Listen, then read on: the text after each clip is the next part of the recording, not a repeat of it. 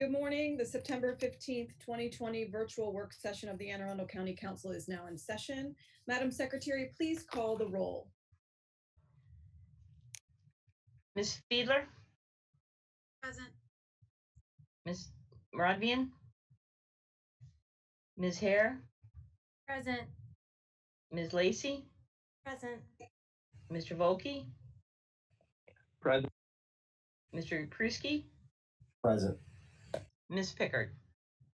Present. Madam Auditor? Present. And Madam Legislative Counsel? Present. Madam Chair, all are present except for Councilwoman Rodvian, who will not be able to join us today. Thank you so much. We're going to get this work session started with two presentations. The first with our health officer, Mr. Barron, is here from the administration to kick off these presentations.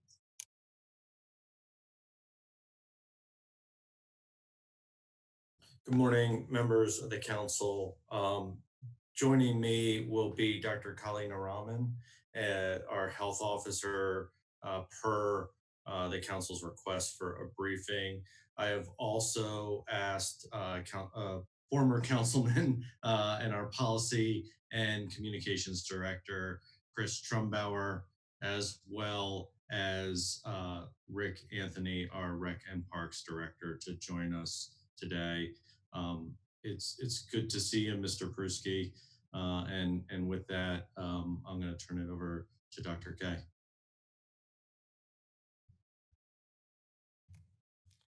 Good morning.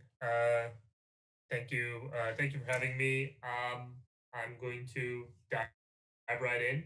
Have about a 12-15 minute presentation, and then just on where we are with COVID-19, and then happy to take any questions, and certainly happy to answer while we're talking as well. Give me about 1 second just to share my screen.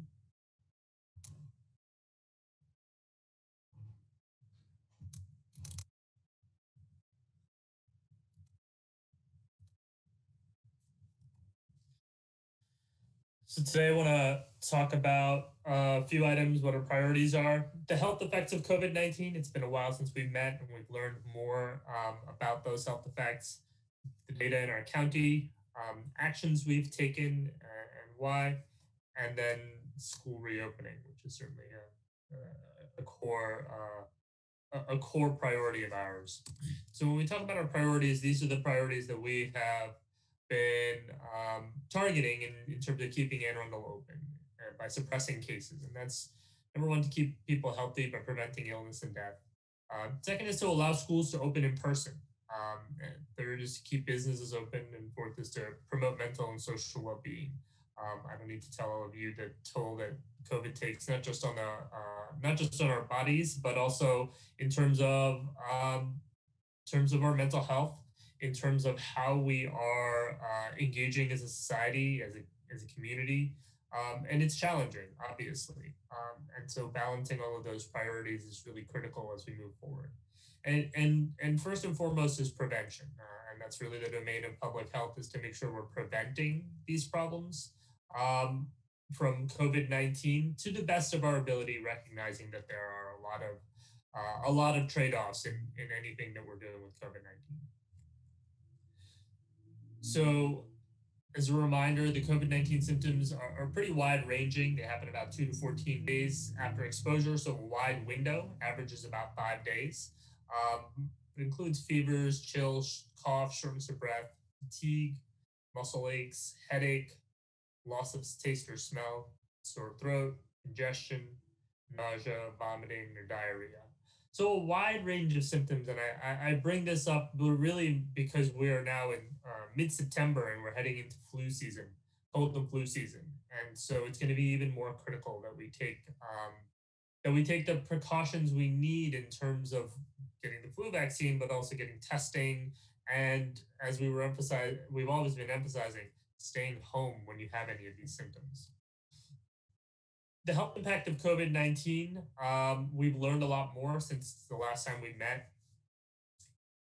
At this moment, it is actually the 5th leading cause of death in Anne Arundel County, and that's based on 2018 data. I'm going to skip to this slide just quickly. So all the blue bars are causes of death in 2018. That's the most recent year for which we have data on cause of death. And the red bar is obviously COVID-19 from 2020 added into that.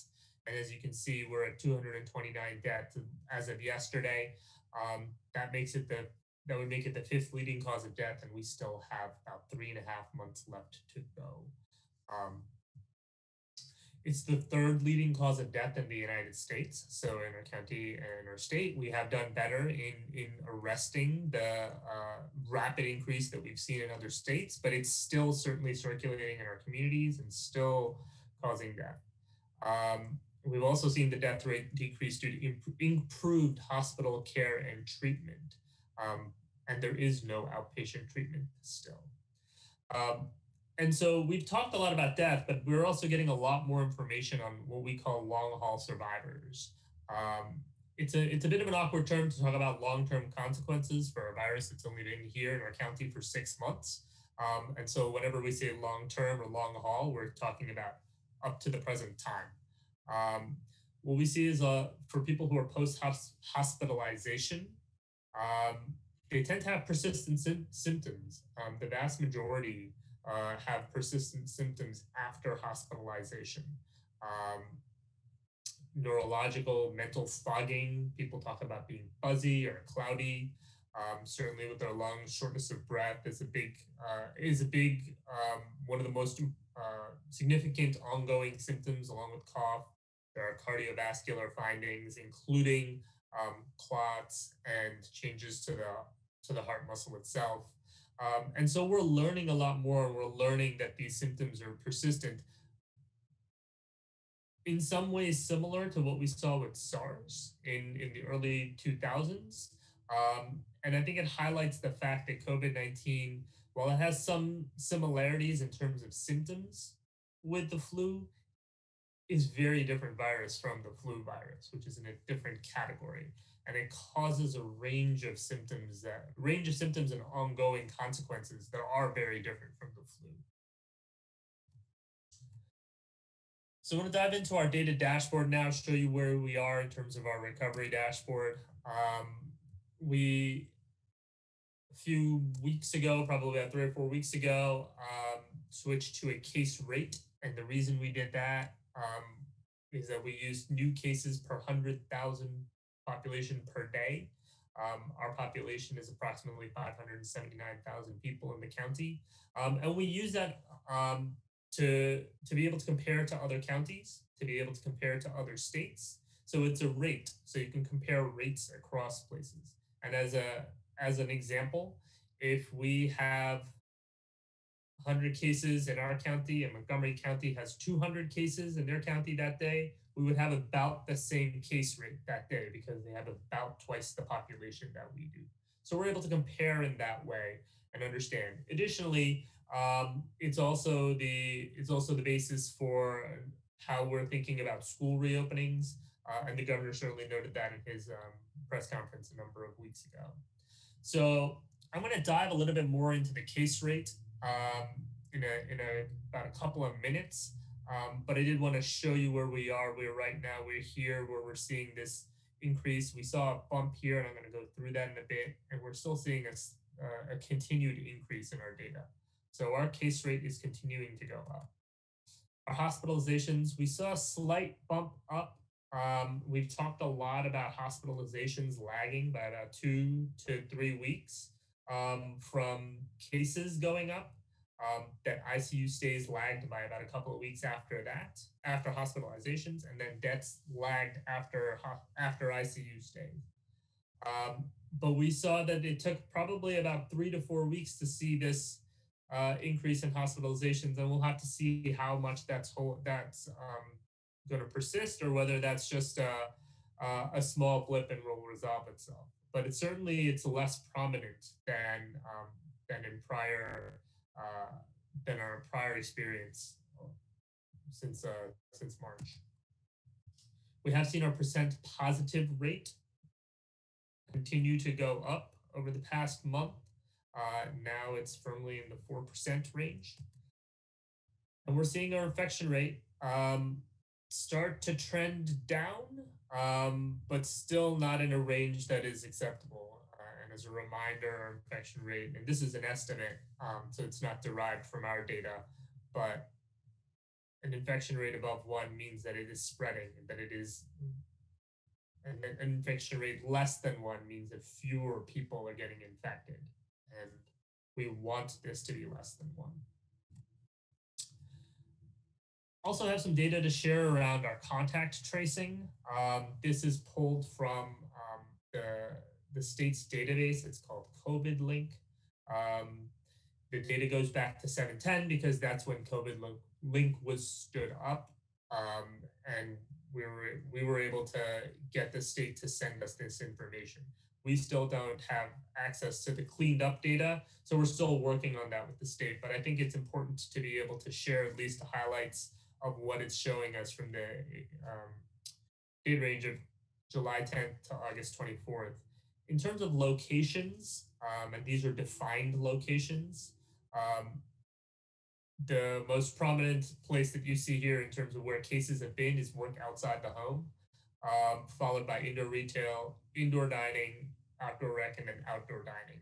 And indoor and outdoor dining were separated because they have just different characteristics in terms of airflow, ventilation, and that's an important factor, particularly as we think about how businesses are coming back and restaurants particularly. And then you see much smaller amount for personal services, fitness centers, religious facilities, indoor rec, and casinos. There's also classification for gatherings, and gatherings are more informal type of locations. So the prior locations were established businesses and organizations. This is a bunch of people together. And so family gatherings, as we've talked about, is the highest category. We're actually in the process of putting out some further information and educational materials on how to stay safe during family gatherings. Certainly critical for people to be with their family. And I think one of the things we're seeing is that we let our guard down a little bit with family, which is very understandable. But it's also an area where we're seeing high transmission precisely because we're letting our guard down a little bit. Outdoor events and house parties and other large gatherings, essentially, which couldn't be properly categorized, are the next 3. And then you see the remainder: religious services, funerals, dinner parties, sporting events, and weddings, with a small number. So we're really focusing on the family gatherings as our priority in this area. So this is just a summary of what we were talking about. And particularly the issue around the higher proportion of cases in younger age groups, and leading to a delay in seeing hospitalizations and also a smaller level of hospitalizations. One of the things that our case rate has allowed us to do is be able to compare ourselves to the state and compare ourselves to other counties. As I said, it's a rate. And so here, this is a screenshot of our case rate, and that's the green line, mapped against the state's case rate, and that's the blue line. And it's been really useful, actually, in a way, to be able to understand the effects or the lack thereof of actions that either we or the state has taken. When we look at our data from June, we saw that we had relaxations. These were at the state level, and we obviously had a lot of discussions about that happened a week apart, each of them. And it's a week between each of the arrows, and it's a week from the last arrow of relaxation to the trough of our case rate. And then we started to see that go up, our case rate go up pretty significantly. In early July or early to mid-July, we took some actions, some conservative actions, which really weren't that effective, which is why we took more significant actions in late July, July 24th to be exact, to stem the tide of the rising case rate. And we saw the effect of the cases peaking about 11 days later, and then starting to come down about 16 to 17 days later. And so that set of interventions where we decreased gathering size, limited indoor restaurants to no later than 10 p.m. and limited malls to retail only and no gathering and no food court sitting eating, but they could take out, were effective, but they were only so effective. They brought us to a trough of about 7 a case rate, and then we started to see that rise again. And we actually do see that rise, and it's a little hard to see right at the end. It's pretty much a straight line. And as I mentioned, there was this more rapid increase and then decrease. And we believe that's actually related to college testing. We saw that sort of rise upon rise from August 20th to September 6th. And that coincides with data that we're seeing in terms of higher rates of college students being testing positive. Other counties are experiencing the exact same thing. We know that colleges were doing large scale testing as they were bringing students back in. And so that blip, subsided because all those students were testing, but we're still going up. And I think that that's our central trend line right now that we still need to address.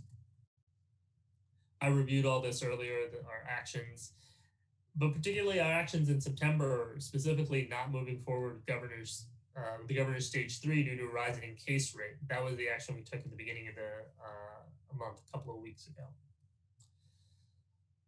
And so this all relates to our reopening schools push. Obviously, it's of critical importance. We know that it's important for the development of children, not just their cognitive development, but also their social emotional development, their physical development. And we're in the process of defining metrics for reopening and putting into place the mitigation strategies needed to provide hybrid in-person learning. And I think the most important thing to remember is that the lower the case rate, the better ability we have to keep students and staff safer and keep schools open. I'm going to say this a lot, and I have. It's not hard to open schools, it's hard to keep them open. That's really the challenge. Because what we've seen in other jurisdictions, not in this state, but in other states, is that if you rush to open when your case rate is too high, it's hard to keep the schools open, and it's very disruptive to go back and forth between openings and closures. And so we really want to set, to the best of our ability, set the stage for successful reopening and to keep it open. Honestly, the goal would be for the remainder of the year, not to have to bounce back. About 3 weeks ago, MDH and MSDE released school reopening guidance. We had been in conversations with MDH since late July about school reopening guidance and metrics, and we understood that they were in the process of developing that, and certainly I think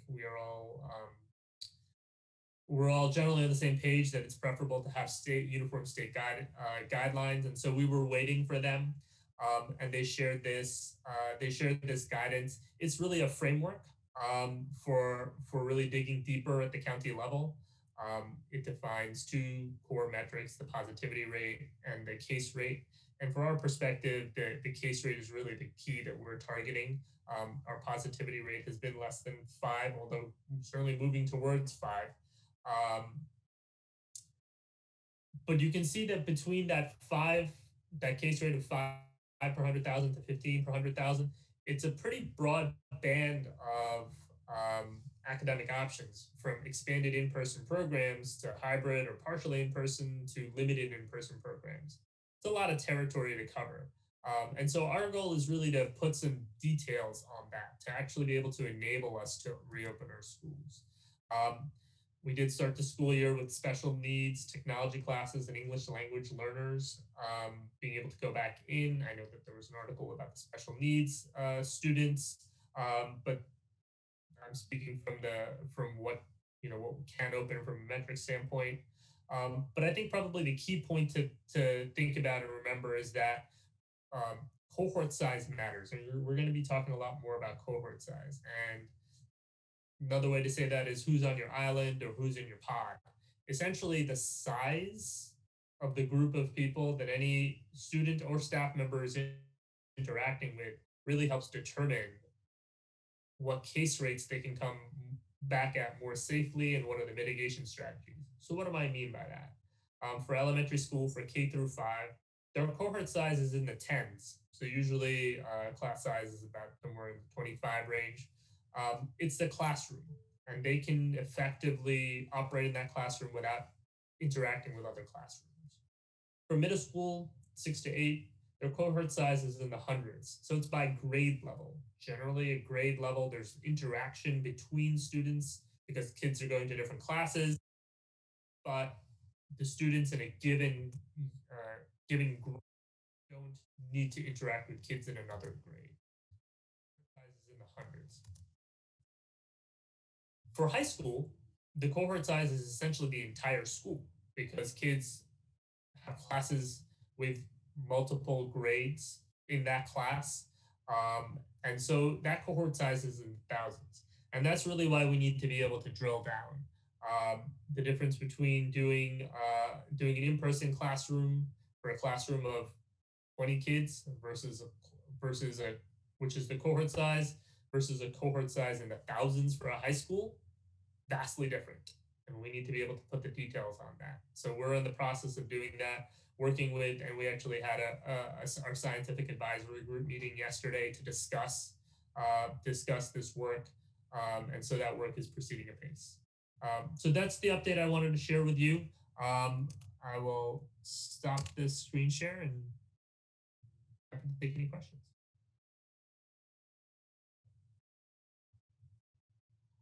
Do you have any questions of Mr. K, Dr. K? I have one, Dr. K. I just wanted to be reminded of the governor's metrics. It's my understanding that when he spoke regarding schools, that we were looking for a case rate of 5 per 100,000 to get towards a safe opening of schools. Is that the right number? That is correct. Yes. So at a case rate under 5, that's when we can most safely reopen schools and bring most students back in. We haven't been at a case rate of 5 in our county for a while, and I think that's something we need to keep in mind as we're moving forward.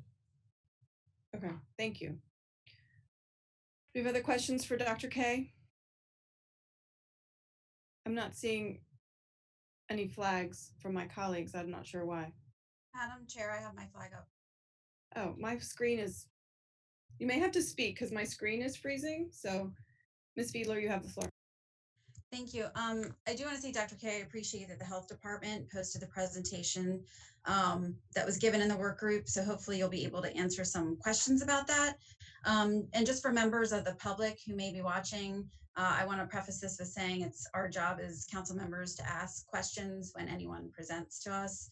As my colleague the other night stated the importance and the excitement about an overlay tool that could bring new businesses to her district. I'm concerned by the dire pleas of local businesses in my district trying to survive and families trying to manage mental health challenges that have increased over the last few weeks and months. So having said that, I was going to start with the slide that is online, the presentation that is online, but there were 2 new slides that I have questions on. The leading cause of death slide, was our COVID data dropped into 2018 data of all the other causes of death? Because my understanding was there's a lag time in getting confirmed numbers in all of those areas for our health reports. Yes, that was just for illustration purposes. So all of the data except for COVID was 2018 data. It's just to give a sense of proportion of what we're dealing with. Okay, so those other numbers could change by the time the report comes out, the final report. They will change because that will be, unfortunately, we're still waiting for 2019 data on cause of death. So when we have that, we would certainly update that. But like I said, that's just for illustration purposes. Okay, and if I may just ask another question about a new slide, if that's okay, Madam Chair. Of course, go ahead. Thank you. Amanda Fiedler, District 5. On the post-hospitalization slide, the long-term effects, do we have any information about the long-term effects from those who have tested positive but have not gone to the hospital, considering that the vast majority of folks are not ending up in our hospitals? Yeah, those with milder symptoms, or I'll start with milder symptoms first. Seem to generally resolve those symptoms without any long-term consequences, and certainly those without symptoms are without symptoms. And so that's mm, by and large, the long-term symptoms seem to be in those who were hospitalized, who were severe enough to be hospitalized. Okay, thank you. Madam Chair, I have a whole list of questions that have been asked of me to ask of Dr. K. I am happy to yield to my colleagues if you'd prefer that, or I can continue. At this time, I don't see any other flags up, but if I'm not seeing something, I'm fine with, oh, there's Mr. Volke's video. I'm not I'd seeing. like to, yeah, Madam Chair, I'd like to tell the council that, please feel free to state audibly, Madam Chair, and ask for recognition if she's not seeing your flag. You can do that. I'm not seeing some video, so just let's let Mr. I'm Volke ask ready, some Madam questions. Chair. Okay. You. Yeah, thank you. Ms. Corby, if you could share the slides that I sent to you. Let's start with, yeah, that first one right there. Doctor, I went through the COVID dashboard available in the state and took a few snapshots at key points as it pertains to the positivity rate in Anne Arundel County vis-a-vis Howard and Baltimore County, because those are often two surrounding jurisdictions that we compare ourselves with, both not only in size, but also in our proximity because they're neighbors, they're right next door. We also could look at Prince George's County, but as you know, those numbers are very different than the numbers in Baltimore County and Howard County. With that, on the 2nd of September, which was a Wednesday, Governor Hogan announced he was going to stage 3 at the state level. At that point, Anne Arundel County had a 3.64% positivity rate, Baltimore County had a 4.46% rate, and Howard County had a 2.44% rate. So Baltimore was almost a full percentage point above us, and Howard was a little more than a full percentage point below us. Ms. Corby, if you can go to the next slide, 9.3.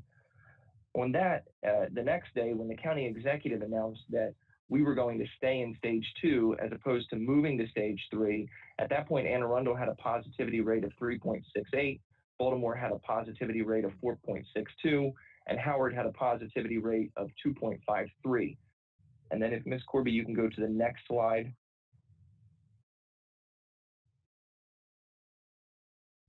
On the latest date that there is data available, at least as of last night when I was pulling these slides for the state dashboard, on the 13th of September, Anne Arundel was at a 4.15% positivity rate, Baltimore County is at a 3.32% rate, and Howard County is at a 3.27% rate.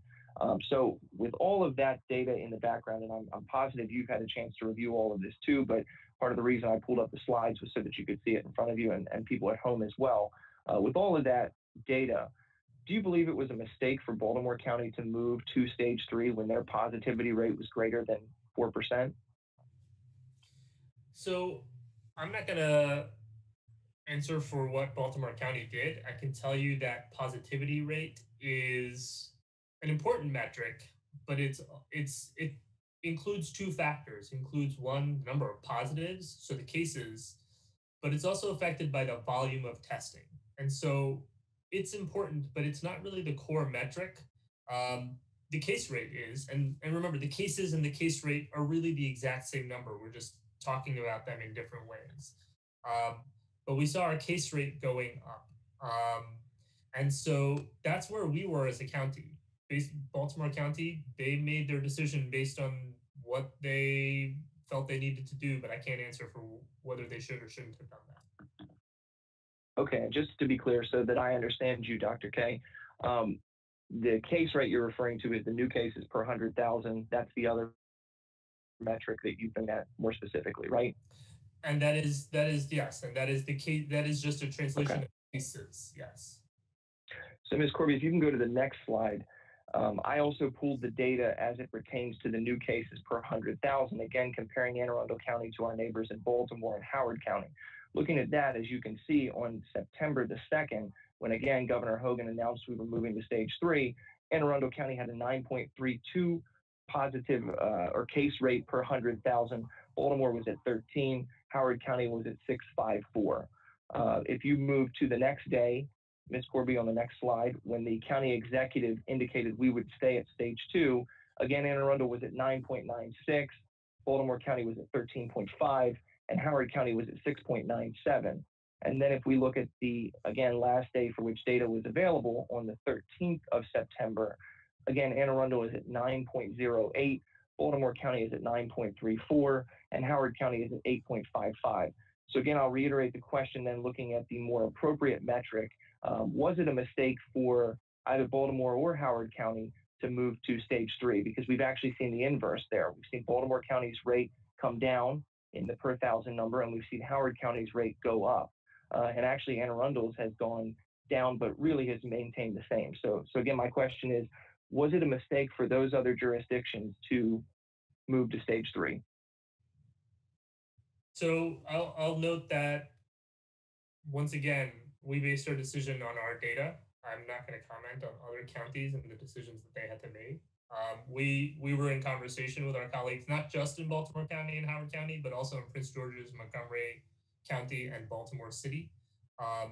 Based on our data, where we were rising, we made a decision that it was in broad strokes, similar to some of those other large counties as well, that we weren't in a good position to move forward. So, Dr. K, if I can then, I guess my question to you would be, what is the case rate per 100,000 that you would feel is appropriate to move Anne Arundel County to stage 3, noting that that's the more important metric as opposed to the positivity metric? So at the time, about a couple of weeks ago, this was 2 weeks ago, actually, when we were making this decision, we talked about the fact that the case rate was going up, and we typically see a 2 to 3 week lag in hospitalizations. And that was actually, if we think back to July, it was the increase in hospitalizations that was actually our trigger for moving forward with more aggressive measures in terms of curtailing the spread of the virus. Where we are today, and this is why I said that it's really hard to say this one, take one measure, yes or no, if it hits a certain threshold. We have to take the whole picture into account. And we saw that there is a slight increase in hospitalizations, but it's small. And I think that we're definitely seeing that because there's a younger population in that case rate, the pattern that we had seen for the past 5 months is not holding the same way. And so we're gonna have to reevaluate in light of that data. With 2 weeks. So Doctor, just following up on that, what would be that case rate then? Evaluating that data and looking at the new cases that you've seen and noting that there are younger folks getting this, what is that case rate to move to stage 3? I mean, I'm certain that you all have to have a goal that you're saying, if we hit here, that's the number, that's where we want to be. So what is that? So the ideal is that, and this is why I brought up the school reopenings, the ideal is that we target a case rate of under 5 to be able to get kids back to be able to optimize our conditions to get kids back into school. Now, those are decisions that we have to make as a county as to what are the measures we're willing to take to push down that bar. I can't answer that question because that's a decision that we have to make at the county level, and and Councilwoman Fiedler knows this, and Councilman Persky knows this. Those are factored into our recovery work group meetings. But that's what I would recommend we target. So that I'm understanding correctly, then your response would be, we need to get to a case rate of 5 new cases per 100,000 for Anne Arundel County to move into stage 3. No, that's not what I was saying. What I was saying was that okay, then what is the number? That we target that. We can choose not to, but then it makes it harder to get to that target to most effectively reopen schools. Understood. And I know you all keep talking about schools, and I've got a whole bunch of questions about that too. But I just want to talk about the general county at large, businesses, movie theaters in particular, houses of worship being able to increase capacity. That's all available in stage 3. So my question specifically is, what is the number per 100,000 for new cases that you're looking or you're targeting to reach to advise the county executive it's appropriate to move to stage 3? And I still don't feel like I've heard an answer to that. I don't mean to be disrespectful or challenge you, but I just am not clear on what that answer is. If there is no answer, then you can say that too, and then we know that there's not a target. But I think there is, because I expect you will have to be looking at that. Well, I think that we are. I think the issue is this. We can't talk about reopening different sectors as if they're independent from each other. Any reopening, and this is from our discussions with MDH, full acknowledgement of the fact that any reopening is going to lead to some bump in case rate. And so it actually does come down to priorities. What is the next thing that we want to open? From a public health perspective, we have very consciously targeted that getting kids back into school is really critical. And so that's been what we've been pushing towards. That's why I mentioned that ideally we're moving towards a case rate of 5. But when we talk about reopening stage 3, we also have to recognize that reopening that makes it harder to reopen other things, including school. And that's not a decision that I make or I set on my own by any stretch of the imagination. So that's why I think it's hard for me to give you a firm number, because it also comes down to what's your priority to open next. Not just, they're not independent of reopenings. It sounds like your priority to reopen next is schools. And at that, you've indicated that a case rate of 5 per 100,000 is the number you need to hit. So if that's what we're looking at, then it would seem to me that the answer is Anne Arundel County doesn't get to stage 3 until we get to a 5 per 100,000 new case rate. Am I misunderstanding what you're saying? Madam Chair, or Dr. Nalesh? I'd actually just ask the doctor to answer it, because he's advising the county executive. So my advice is that if that is our goal, then we need to look at what are all the other activities that we are taking and be really critical about what they are. There isn't really a hard and fast on that. The reason that I can't give you a simple answer is because none of this is simple. And the metrics that I show you are a slice of what we look at. For us to boil it down to what is the case rate at which we can do this, we don't make any decisions in that sort of framework. And so I can't give you an answer if that's not the way we actually think about it that way. Okay, so then just to be clear, there is no number at which, if we hit that number, we move to stage 3. We'll move to stage 3 at some point in the future when the county executive determines that it's appropriate looking at the totality. Am I understanding that correctly? Mr. Trumbull. If that's your understanding, okay. What I'm trying to say is that I offer my recommendations based on, if this is our goal of school reopening, then this is what's going to optimize our ability to do that. If that is not we have to recognize that there are trade-offs in all of this. And if we want to prioritize stage 3 opening, we certainly can. But we just have to recognize the knockoff effect on schools, and that it makes it more uncertain when we will hit that target. So what I'm trying to say is that embedded within the metric is prioritization of what you want to reopen and what. Okay, thank you, Dr. K. Other reopenings. So then I assume that's a Mr. If we don't take question. into account, oh, sorry. I just want to be clear about something. The decision to the decision to move to stage 3, when you want to do that, part of that decision-making process is what you want to happen in other sectors as well. So it's not just based on the case rate. If we have no intention of opening schools up, that's a very different implication of moving forward in stage 3 than if we really want to go full forward towards that. So that's why every one of these decisions has multiple inputs. It can't be separated from other things. Madam Thank you, Chair. Dr. K. So I guess that would follow the Mr. Trumbauer. Thank you, Madam Chair. Chris Trumbauer with the County Exec's office. I thought it would be helpful to address Councilman Volke's questions from the County Exec's perspective of explaining his role and how he's interpreting the data. But I want to say two things. First, Councilman, when you highlighted the graph that's on the screen and you showed back a couple weeks ago when the state went to stage 3 and you questioned why we took our action in context of those other two counties. I mean, look at our slope from the end of August until about a week ago. It was going straight up for 2 weeks. That's when the governor made his stage 3 announcement. Now, Baltimore County, theirs is a bumpy plateau. Howard's numbers were lower than theirs. They're each their own autonomous county. They can make their own decisions. But our case rate number was climbing steadily, almost linearly for 2 weeks. Right in the middle of that is when the governor went to stage 3. I think the county executive and the health officer looked at that and decided that it wasn't prudent for us to do additional reopenings when we were in a somewhat inexplicable increase in our case rate. So I just wanted to point out that initial context. On your second point of when will we go to stage 3, I just want to say it's not that simple of a binary decision, right?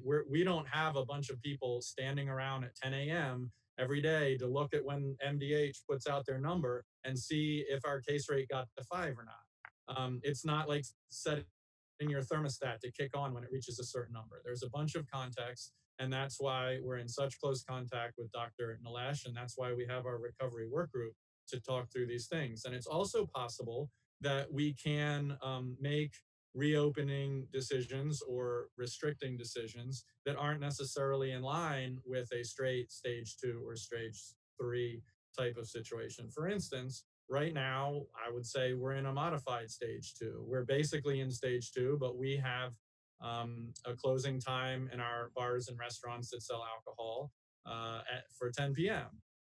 Not a lot of other counties have that, but we still have it because Nilesh has told us that that's a place of concern for transmission.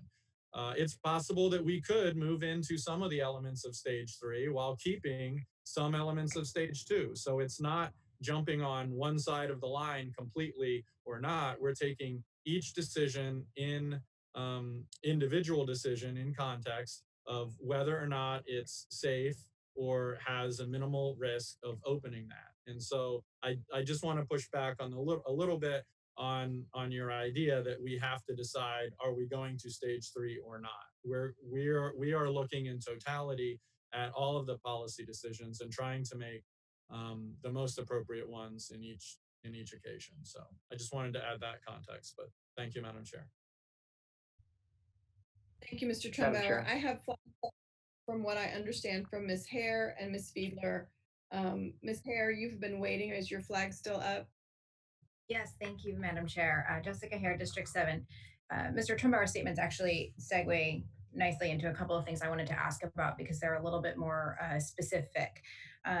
We've talked a bit about schools reopening, but that's a very general, I mean, there's a lot of schools, there's a lot of children. As you pointed out, there's a difference between the cohort size of younger children versus high schoolers and things like that. So I'm wondering if you have an evaluation, because the slide that you presented that showed 5 cases per 100,000 is sort of a full opening, 15 cases per 100,000 shows, limited in person. I want to talk to you a little bit about elementary school, but also special education and special needs, because I think with the special education and the special needs, that's where I've gotten the most emails from parents so far. Those wraparound services that kids are not able to get right now, the mental health piece that comes with that. And I'm trying to figure out if now, from a medical standpoint, you would support further reopenings of the special education full in-person wraparound services and that sort of thing, given that it's smaller groups already and likely, I think anyways, more easy to logistically coordinate. Yeah, so the Nilesh Kalyan Raman. So right now the special education is we recommended that it could go forward with a hybrid in person right now, and that's actually part of what we're trying to delineate with our specific metrics is balancing those two issues with special needs. It's both necessary to be in person, but it's also much more intensive contact in person, right? And so some of the distancing pieces are just not as available for staff and students. And so we're trying to make sure that we're balancing those two things. Um, but you know, we recognize the importance of that above and beyond. And so we'll be having more specific recommendations. But I can tell you that at a general perspective, we're gonna want to see special needs education happening at even at higher case rates in person to some degree because of its irreplaceability. Do you know when you'll have those recommendations out? You said we'll have recommendations. Yeah, we'll be having those out in the next few weeks. So we're in the process of getting feedback from different communities, scientific community, educational community, and once we've done that, we will then be putting them out. Okay. This sort of goes with that from an elementary school standpoint and things like that. You mentioned that the case rate is not always the best metric at this time because we're seeing cases go up, but more asymptomatic cases, fewer deaths, fewer hospitalizations. I have, I'm wondering, based on your comments, if moving forward, it makes more sense to look more closely at hospitalizations and less at case rate as we see more and more people successfully recover on their own or show no symptoms. Yeah, so the case rate, I think I was saying that about the positivity rate isn't the most important. It's the case rate, but we we always look at a range of data sets and inputs um, to make any sort of determinations because all of them tell just one slice of the story. You're correct about the hospitalizations. So just to think back of where we were a couple of weeks ago, we were about two plus weeks in to seeing our case rate increasing, and that's roughly the time when we would start to see hospitalizations go up based on prior experience. Now, 2 weeks later, we're seeing that it's whatever rise there is really small. So we're recalibrating. We're constantly recalibrating, and you know, in trying to understand why is that? What has changed the pattern that we had been seeing for 5 months? It really does look like that change in age. So we're constantly putting together different pieces of data to try to create a whole picture. So absolutely, we're looking at hospitalizations. It's also part of why we don't. We're also seeing the deaths are going down, and I mentioned that earlier as well, right? Because of improved treatment, sorry, and the decreased age range of the people. So it's our challenge to both integrate those, but also to explain what we're seeing. Okay. The slide you showed that showed an uptick, but it had a line on it that said this was from college testing, and you were saying that in part that uptick at the end of August, those last couple of weeks of August, were in large part due to kids returning to college and having to test in advance. So are we taking that as sort of an anomaly and out of the picture? Because Mr. Trumbauer had then referenced it as part of the rationale, I think, anyways, if I understood his comments correctly, for not moving to stage 3. And so I'm trying to understand if we are using that data or we're discounting that data. No, there's two different phenomenon going on at the same time. So we were seeing a rise even before those college students. We were seeing the rise go up. There was a secondary steeper rise that came down. So between roughly August 20th and September 6th, I believe, we saw a secondary rise and drop. But the overall trend line, even in the past 4 or 5 days, is a continuing increase in our case rate. So I think the best way to think about it is that there was a baseline increase that was occurring, and then there was a secondary temporary increase that made it even faster for a short period of time. Okay, and that secondary piece, that's August 20 to September 6, those college age students, we are sort of saying, okay, that was a short-term issue. It's not a long-term issue. Everyone had to test before they went back to college. And that's just that little piece. We're not taking that into consideration for the most part. I mean, we recognize. I'll say it this way: we recognize we're trying to understand what the trends are, right? And so we take it into consideration why it went up quickly and came down partially. But we also know that those students who were positive, they're positive, and they had contact with people. Um, and we're seeing that colleges in general are trying to figure out how to manage school, Okay. person school. On the elementary schools, again, their cohorts are smaller. I think probably the virtual learning, at least from what I've seen, is more difficult for a kindergartner or a first grader than it may be for someone who's a little bit older. Similar to and probably the logistics, they don't move around as much in the building, like you said. Much like the special education, do you have guidelines coming out that they can, that would allow them to reopen, or that you would support them reopening with higher case numbers for that reason because of the other considerations that are coming in? Yeah, so that's why we I mentioned the separation of elementary, middle, and high school is because we will have our metrics will be slightly different for each of those groupings, precisely because of what you're mentioning. So when will we see that recommendation? That's the few weeks that I was mentioning. A few weeks from now. Okay. I have a couple of other questions, but I'm happy to yield if someone else wants to jump in, or I can keep going, however the chair would prefer. We have Ms. Fiedler. Are you comfortable with Ms. Hare? You have a question that's topical to this part of the discussion. Hi, Madam Chair, Amanda Fiedler, District 5. I did want to just swing back to something Councilman Volkey said. So if I may go, I would accept the yield from Councilwoman Hare.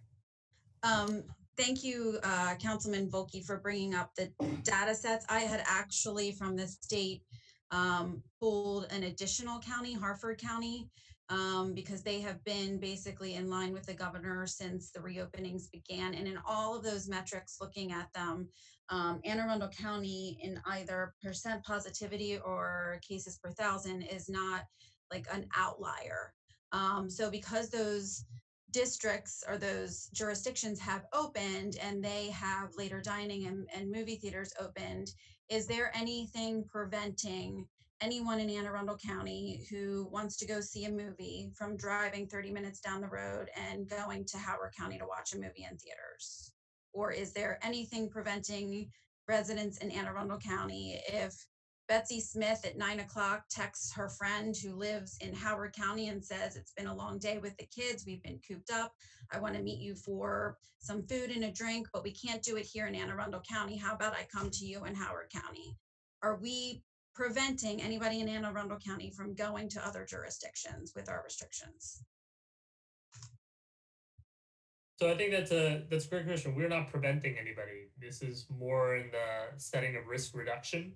And I think that's how we're approaching this. How do we reduce risk? And so the decisions we make as a county are going to reduce risk. They're not going to eliminate it. And as you know, people can certainly travel to other counties that might have different conditions. But we do know that far fewer people will do that.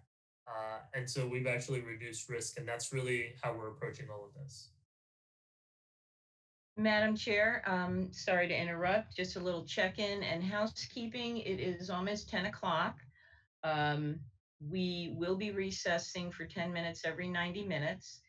And Mr. Ald, who is here to be available for resolution 31 that we plan on discussing and voting on, will only be able to be here till 11.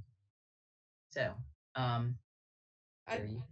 if we can, I'd like my colleagues to sort of figure out their last couple questions so we can move along to our next presentation. We have a lot of panelists on the 15 pieces of legislation that are waiting to be a part of this work session today. So can we wrap up our questions here in the next 10 minutes, please? Who is next? Ms. Fiedler, were you? Madam Chair, yes, Amanda Fiedler, District 5. I have one follow-up question, and I want to make one quick statement for the record. It was said that we have discussed the data points that Councilman Volkey shared in the work group. I recall we've had a discussion, but we haven't closely evaluated those state data points. So this is just a friendly request to bring those to the next work group for discussion. I did want to really quickly have a follow-up question for Dr. K based on a conversation that we had after the last work group meeting regarding the hospitalizations. Do we have any indication on why our cases are increasing, as you say, but the hospitalizations have remained flat for really weeks? I know that that was something that you were looking into because it's been a frequent question. Yes, so we talked about that last week, and you and I had discussed that last week, and so we've been looking into it, and that's where the age piece comes in. We're seeing that, and we see it in our data. We see that the average age has shifted younger considerably, and we know that people who are younger are less likely to be hospitalized, and we believe that that's accounting for um, the it's accounting for the fact that we're not seeing the hospitalizations as we thought we would based on prior experience. Ms. Hare? Oh. Thank you, Madam Chair. Dr. K, when we first sat down back in March, I mean, I think we were talking about a potential death rate from this virus. I think you had said something along the order to magnitude of 5%. What is our current stat for that? So we were talking about a rate of about 1 to 2% at that time. We were seeing about 5% in China when it first hit. That's a good question. It's really hard to say that right now. I think one of the things that we did not know then that we know now is the rate of asymptomatic spread. And I think that makes it extremely difficult to actually figure out what the death rate is. And once there's actual antibody testing, I think we'll have a better answer to that question. We just don't have that at scale at all right now. Is it fair to say then that whatever we do have would be an absolute maximum, because any cases we are unaware about that were asymptomatic would only decrease that death rate? That's probably true. I think we're finding both that there's asymptomatic spread, but also questions about reinfection are also coming up. And there have been cases of reinfection with symptoms seemingly milder. So it's just hard to answer that because of how dynamic it is. Okay. My last maybe two questions are a little bit totally in a different direction with respect to businesses, but obviously we've had a lot of conversation about businesses struggling and wanting to make sure that people can still earn a living and support their families and all of that. We had a few people come or virtually come to the council meeting on Monday and talk specifically about movie theaters in the county. And I was really struck by the testimony because there were statements about how movie theaters have safely opened in 46 states. There have been no cases of COVID contact traced back to a movie theater. They can do, prepay online with contactless check-in. People are sitting far apart in a movie theater with masks on. They can have plexiglass, all these things. And it really struck me as lots of reasonable steps that industry is taking to reopen, much in the same way restaurants are doing it or the casinos are doing it. It seems to me, to my non-medical mind, that there's a safe way for them to reopen now, even in phase 2. And as Mr. Trumbauer said, you can look at things individually. So I'm curious if you have a statement on whether you would believe that there is a way for them to safely reopen, and whether, I suppose, Mr. Trumbauer, for you, whether the county would allow those movie theaters to present their plan so that they can too reopen. We've heard that there's 100 employees there and things like that. I think the general manager of one came on to testify and say, he really wants a chance to go back to work and earn his living. Do you have any comments on that? Nilesh Kalyana-Raman.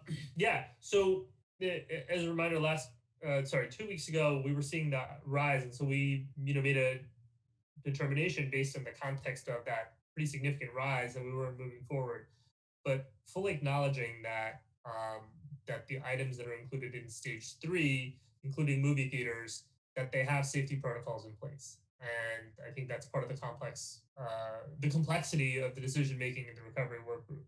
So when the conditions are there, and we've been contacted by folks in the movie theater industry as well, with their safety plans, and they're really good. Honestly, it reminds me of the conversation we had around casinos. When the general conditions supported, we're fully on board with people being able to resume those sort of economic activities. So that'll be a part of our discussion for the recovery work group. Okay, and Mr. Trumbauer, is that something that the county executive is taking into consideration at this time? It is obviously an important employer in the county, and it seems to me at least like they've got a good plan in place. Chris Trumbauer with the County Exec's Office. Yes, Councilwoman, I mean, we're certainly open to that discussion and willing to consider that. The movie theaters are different than other things in that, I mean, when I go to a movie, I sit there for 2 hours. I don't talk. I don't move around. So that's much different than indoor dining and restaurants and bars and things. So it's something that I think we're certainly willing to have another discussion about. But obviously, at this point, I can't make any commitments on behalf of the county executive. But we'll speak with the recovery work group. We're in constant contact with Dr. Nalesh, and we're monitoring the numbers and the contact tracing information. So, yes.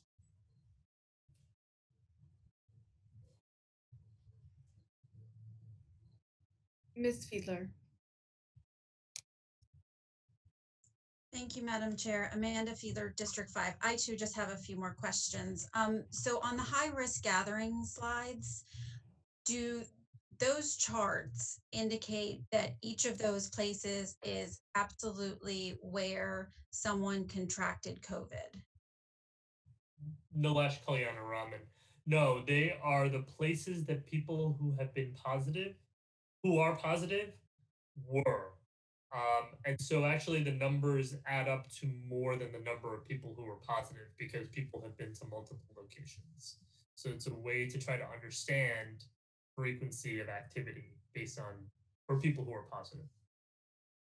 Okay, Amanda Fiedler, District 5, just a follow up to that. Of the folks who have tested positive, do we know how many of them have participated in these particular questions in the contact tracing?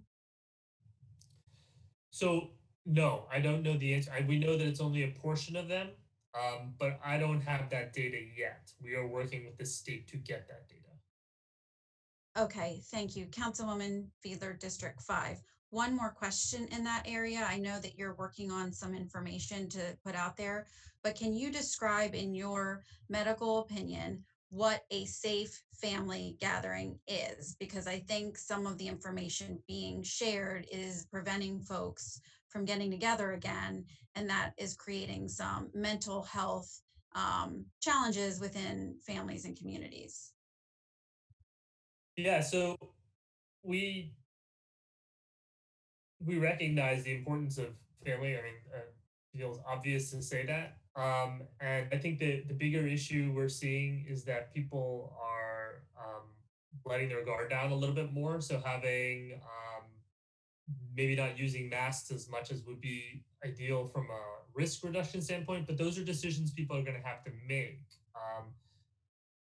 We are generally the same recommendations that we have in terms of distancing and mask usage, and most importantly, not going if you have some symptoms, even if they're really mild. Making sure that you're getting tested. If you feel like you've been exposed to many other people, those are the kind of things that we see that people are doing better when it's not their family, but when it's their family, you kind of let your guard down. So it's how many of those kind of risk reduction strategies can you put into place just to keep family gatherings safer, and trying to keep everybody healthy. Okay, and thank you for that. And Amanda Fiedler, District 5, this is my final question and a follow-up to that question. Is the health department tracking the pediatric emergency and regular emergency census for mental health patients, including the acuity of those patients? So we're not tracking that specifically at this point as part of our Nilesh Kalyana, sorry, as part of our COVID dashboard. I'm happy to look into that. We certainly are in touch with our colleagues at MHA, and we haven't heard of any uptick lately. But I will check on that and get back to you. Thank you. That would be appreciated. Mr. Volkey? Thank you, Madam Chair. I wanted to first, before I start my questions, just say thank you to everybody who has patiently waited as we have gone through this discussion, both from the administration and elsewhere. Given the impacts that COVID has had on everyone's life in this county and in this state and in this country, unfortunately, it's hard to say that there's much that's more important right now than this. Obviously, we have a very packed agenda and there are a lot of things to deal with, but this is a critically important issue to get information for. It's something that I get emails and questions from the public about almost, I'm going to say daily, but it's more than once a day. It's many times a day I get these questions, and I'm sure others do too. So that's why this is such a crucial discussion to have. Dr. K, I have a couple questions for you, but I want to ask Mr. Trumbauer first. Specifically, Mr. Trumbauer, given the amount of power that this recovery work group has, and given all of these discussions that have been referenced and how all these factors are being weighed and the balancing that's being done here, and also juxtaposing that with the commitments that this administration has made from day one to be open and transparent and accountable, I'm assuming that the county executive supports publicly broadcasting these work group meetings so that the public can get a greater sense and understand how the decisions that are deeply and fundamentally impacting their life are being made. Am I correct in that? Chris Trumbauer with the County Executive's Office. You are not correct, Councilman Volkey. Your assumption. Okay, so you and if you'll allow me a so second, I'll explain the reasoning. First of all, I think I've heard your reasoning and read it in the newspaper a few times. So I just wanted to make sure I was clear on exactly what it was that the county exec's position is, which is that he's not supportive of broadcasting these. Is that's right? Those are your words, Councilman. If you want to give me a chance to explain my answer, I'm happy to do so, but it's your meeting and I'll take my cues from you. Well, Mr. Trumbauer, you have the floor, sir. Thank you, Madam Chair. So, Councilman, as you have apparently read in the newspaper, the county executive values the work group because it is a diversity of opinions and it's a candid discussion. The decisions are ultimately up to the county executive as granted in the emergency declaration and as empowered by the governor's executive orders. And in some cases, the health officer has health orders that he is able to do as well. We are, I think, being very transparent about our COVID response in terms of our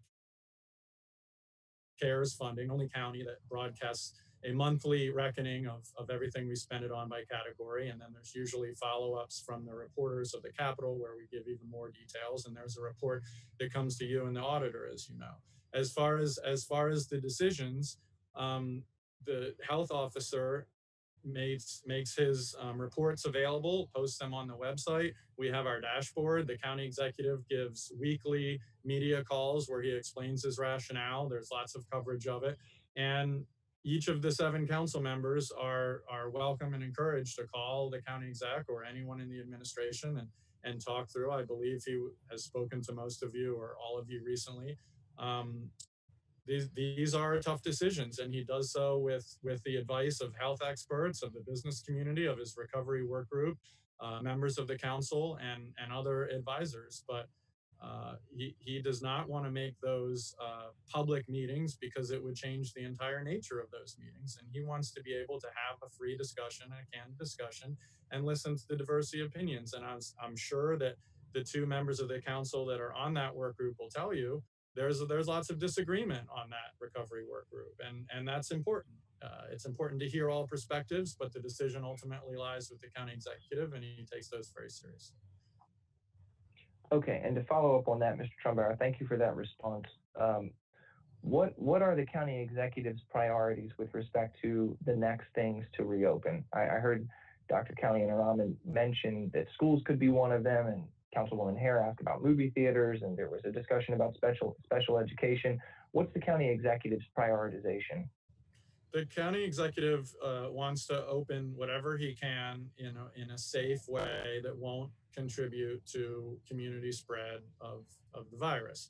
That's why one of the most strict actions that we've taken recently was the 10 p.m. closing times for bars and restaurants. He was getting a lot of advice from public health officials that we should close indoor dining and bars completely. County executive did not want to do that because he was worried about the livelihood of the people that work in those institutions, and he wanted to save the restaurants.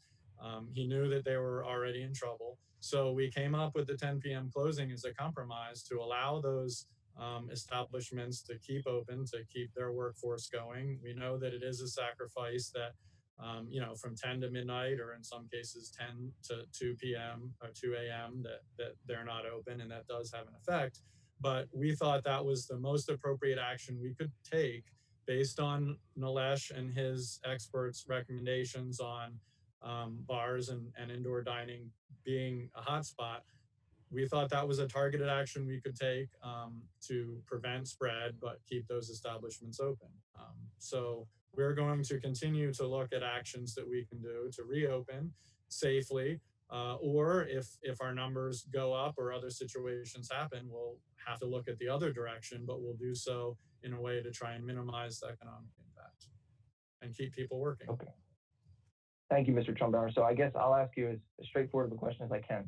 Is there a priority list that the county executive is looking at where he is targeting, these are the things that I want to get open in this order? There's no list written down that we tick through, no. Okay. And with respect to the 10 p.m. curfew, so I understand your position and I understand the rationale for that. I also believe that I understand that the casinos are open 24 hours a day. They're serving alcohol 24 hours a day. And if anybody wants to go and drink or gamble at the same time, they can do that at the casino. But if you were to go to the local bar down the street, they can't stay open after 10 p.m. Am I understanding the regulations correctly? So I'll defer that one to Dr. Nilesh. I know that his folks look very closely at the casino and how it fit into the governor's executive orders and everything. So if you wouldn't mind that one, Dr. Sure. Nilesh. Yeah, Nilesh Kalyana. Yes, so in our reading of regulation, casinos are regulated differently and constitute a separate, just a separate category. And so, yes, they can remain open 24 hours a day in a way that Serving alcohol as well. as per their regulations, yes.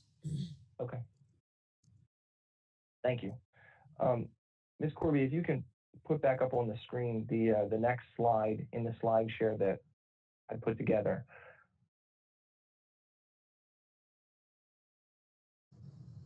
And again, Doctor, this was from your presentation today, but it was also from your presentation back on the 3rd to the work group. This is that data that you referenced that I believe you said came from the state, from COVID link, and it was statewide information. I did the math on this, and it looks like if each of the individuals who responded was one person and there was no duplication of responses, you're looking at a total right here of about 425 responses. Is that kind of, this isn't even Anne Arundel County data, is it? Nilesh Kalyana. This is actually Anne Arundel County data. This is not state. Oh, okay, good. Sorry about that, Dr. K. Yep, go ahead. Statewide data does look similar to this. Okay, and so in the period of July 10th to August 24th, how many folks did the health department contact? I shouldn't even use that word. I should say reach out to for contact tracing. So Nilesh Kalyana. So I can get that exact number for you, but it is in thousands. Right, and so we're looking at 425 responses out of thousands, right? Not exactly. So what we're looking at is what data we can get out of the system. And I think that this is part of what we have to understand is that this doesn't represent everybody who was positive for a number of reasons. One is that they may not have been at a gathering. In that case, they wouldn't be represented in this. Okay. And the second is that, and I'm going to get technical for a second here. There's data that's structured and there's data that's unstructured. Structured means that you click a button and it's easy to count it. Unstructured means that it's typed in essentially, and you have to go through it manually one by one to figure out where it is. This data is unstructured, meaning that it took a lot of effort to kind of pull this together. This is really meant to give us a snapshot of what is going on. It is not a detailed structured data that says this is everything that happened. Okay, thank you. Mr. Volke, are you getting to a question? I know you're presenting a case like you do in the, but are we getting to a question? I think I've been asking a series of questions, Madam Chair, but I can keep asking them. I'm happy to do that. I have a lot. Well, So we have a move lot going on. Yeah, as I noted, I think the import of this conversation can't really be overstated. But if it's the will of the council that we move on to something else, then so be it. Conversation. It is definitely an important conversation. But I'm just waiting. What are you trying to get at? What is the question? What is the information you're trying to impart to the public? Madam Chair, I will. Madam Chair. My apologies for interrupting. I just will let you know we're about 15 minutes away from a recess. And if the council wishes to have Mr. Auld available for resolution 31, we will need to get to that prior to 11 because he cannot stay after 11. Thank Madam you. Chair. May I? Oh, sorry. Ms. Fiedler. I'm happy to yield back to Mr. Volk if he wanted to end his or comment further. Madam Chair, this is Sarah Lacey, District 1. I request you just move on so that we can accommodate Mr. Auld's schedule and get to the rest of our business. We've had an hour of discussion on this topic, which is, of course, indisputably important, and we can come back to it at another time. But out of respect for Mr. Auld, I think we should move on. Madam Chair, if I may. Mr. Volk. I'm certainly happy to revisit this conversation if we can set a time and place. If we want to move this discussion and continue it on Monday on the 21st at our next meeting, I'd be happy to do that. I just want to be clear as to when the next point that we will be discussing this will arrive.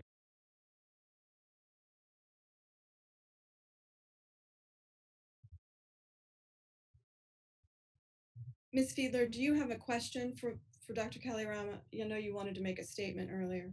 Yes, thank you, Madam Chair. Amanda Fiedler, District 5. Just very quickly, because the work group was discussed, I, for the record, am completely supportive of live streaming of the meeting as a compromise. I'm also supportive of minutes. And while I cannot direct the work group, perhaps we can gauge the feeling and temperament or temperature of fellow members of doing one or the other at our next meeting.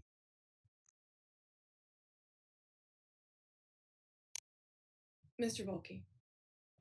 Thank you, Madam Chair. I have additional questions for the health officer. So, Doctor. Can I ask you have two more questions and then we have to move along in this work session. Two more questions and then this presentation is over. Doctor, a particular entity in my district, Pasadena Business Association, has an annual caring and sharing parade that collects food for families around Thanksgiving. That parade has been not permitted to go forward this year in light of the restrictions that are in effect from the county executive.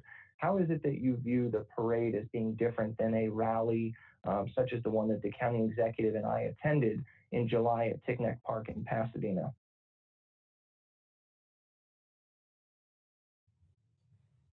Nilesh Kalyana-Raman, Department of Health.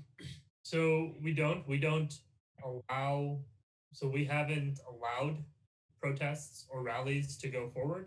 Those have happened, but we haven't sanctioned any or given approval for any. So then just to be clear, there would be no sanction if the Pasadena Business Association decided to go ahead and host their parade route right down Tick Neck Road and do that this year? That would be acceptable? I don't think it's I don't think it's preferable in light of where we are, and I think that we all understand that there's a difference between different types of activities, even though they may look the same on the face of it. All right. Just for the record, I have quite a few more questions I'd like to ask about a number of other topics, but it appears that I will not be recognized to do so. But with that, I appreciate the responses. Madam Chair. Mr. Trumbauer. Thank you, Madam Chair. Councilman Volke, do you have Dr. Nalesh's phone number? You could call him, and I'm sure he would be happy to answer any additional questions that you have. I do, thank you. And he's typically been responsive to my emails, and I'm grateful for that. Frankly, I think this is a conversation that should not happen on county email, but should happen in a forum where our constituents can actually see the questions and the answers, hence the reason that I think it's more appropriate to do it in this forum. Thank you.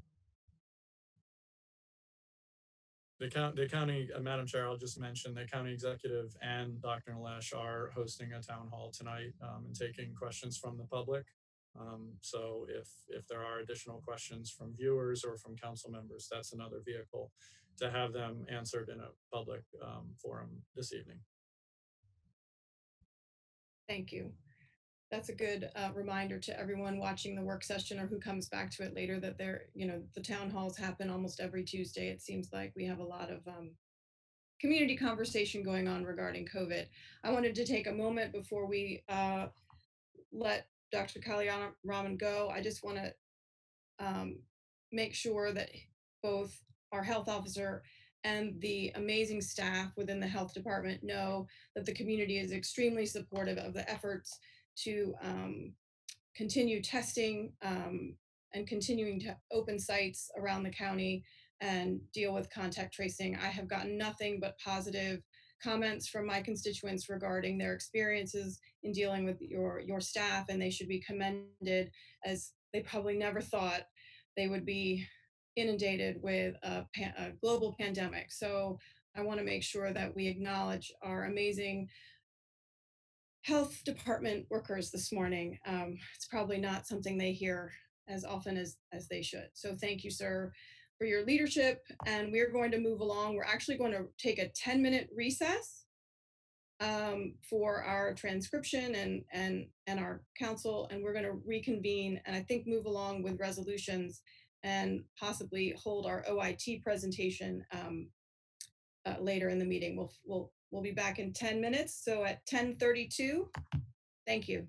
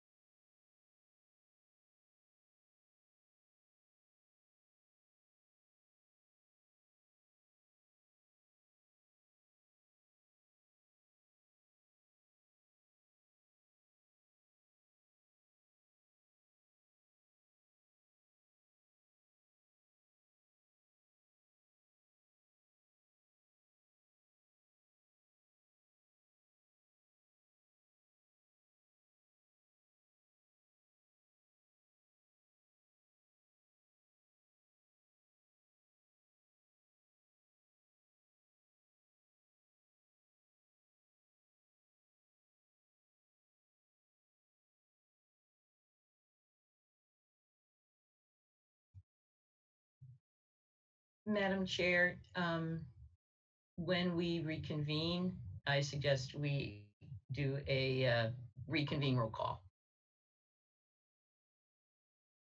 Yes, ma'am.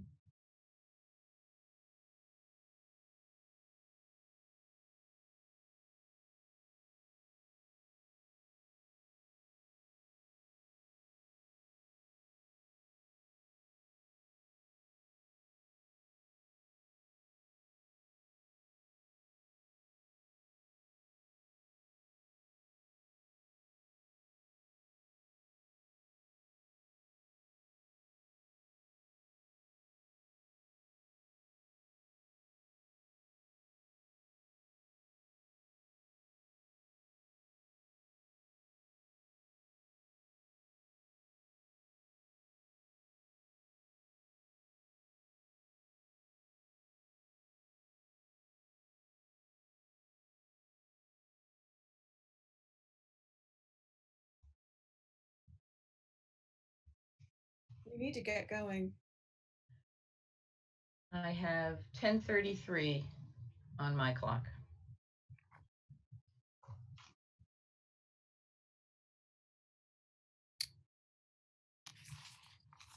Madam Secretary, we're gonna do roll call, please. Okay. Ms. Fiedler, Present. Ms. Hare, Present. Ms. Lacy,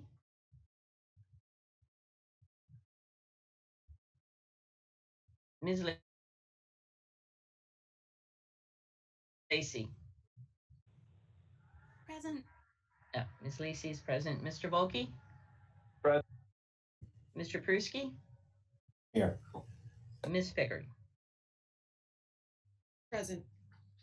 Okay, Madam Chair, all council members except Ms. Rodvian are present. Madam Secretary, please read the Open Meetings Act statement.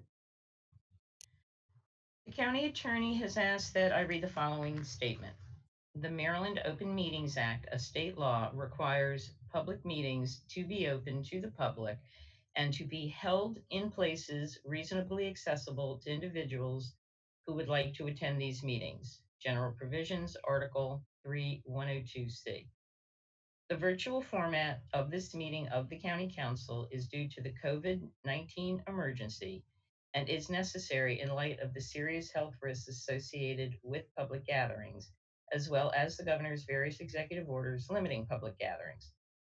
While a virtual meeting of this type was not envisioned by the Open Meetings Act, steps have been taken to ensure that this virtual meeting includes alternate accessibility features that the Open Meetings Act Compliance Board and the courts have reviewed and approved, such as having a call-in phone number that allows anyone with a telephone to call and listen to the meeting, broadcasting the meeting with video and audio on cable TV and on the web, and allowing written public comments to the legislation be filed with the clerk and considered by the council.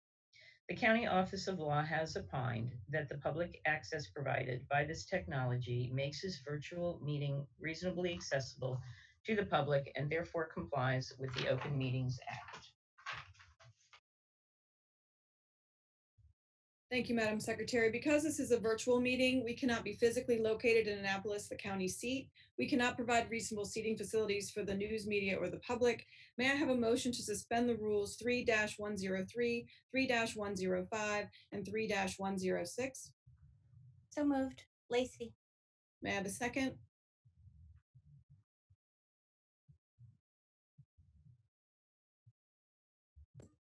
Second, Pruski.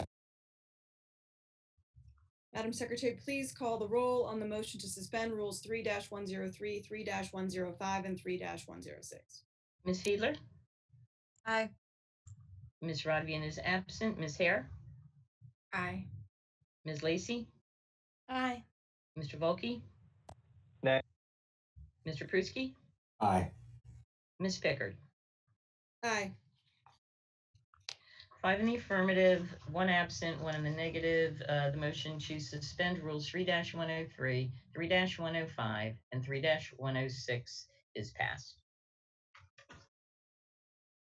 I will note our meeting is being shown via Arundel TV Live on local cable channels and the web, and there is a call-in option available to listen only to our work session.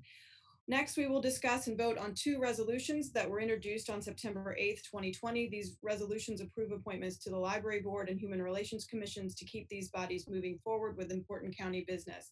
Madam Secretary, please read the title of resolution number 31-20. Resolution number 31-20.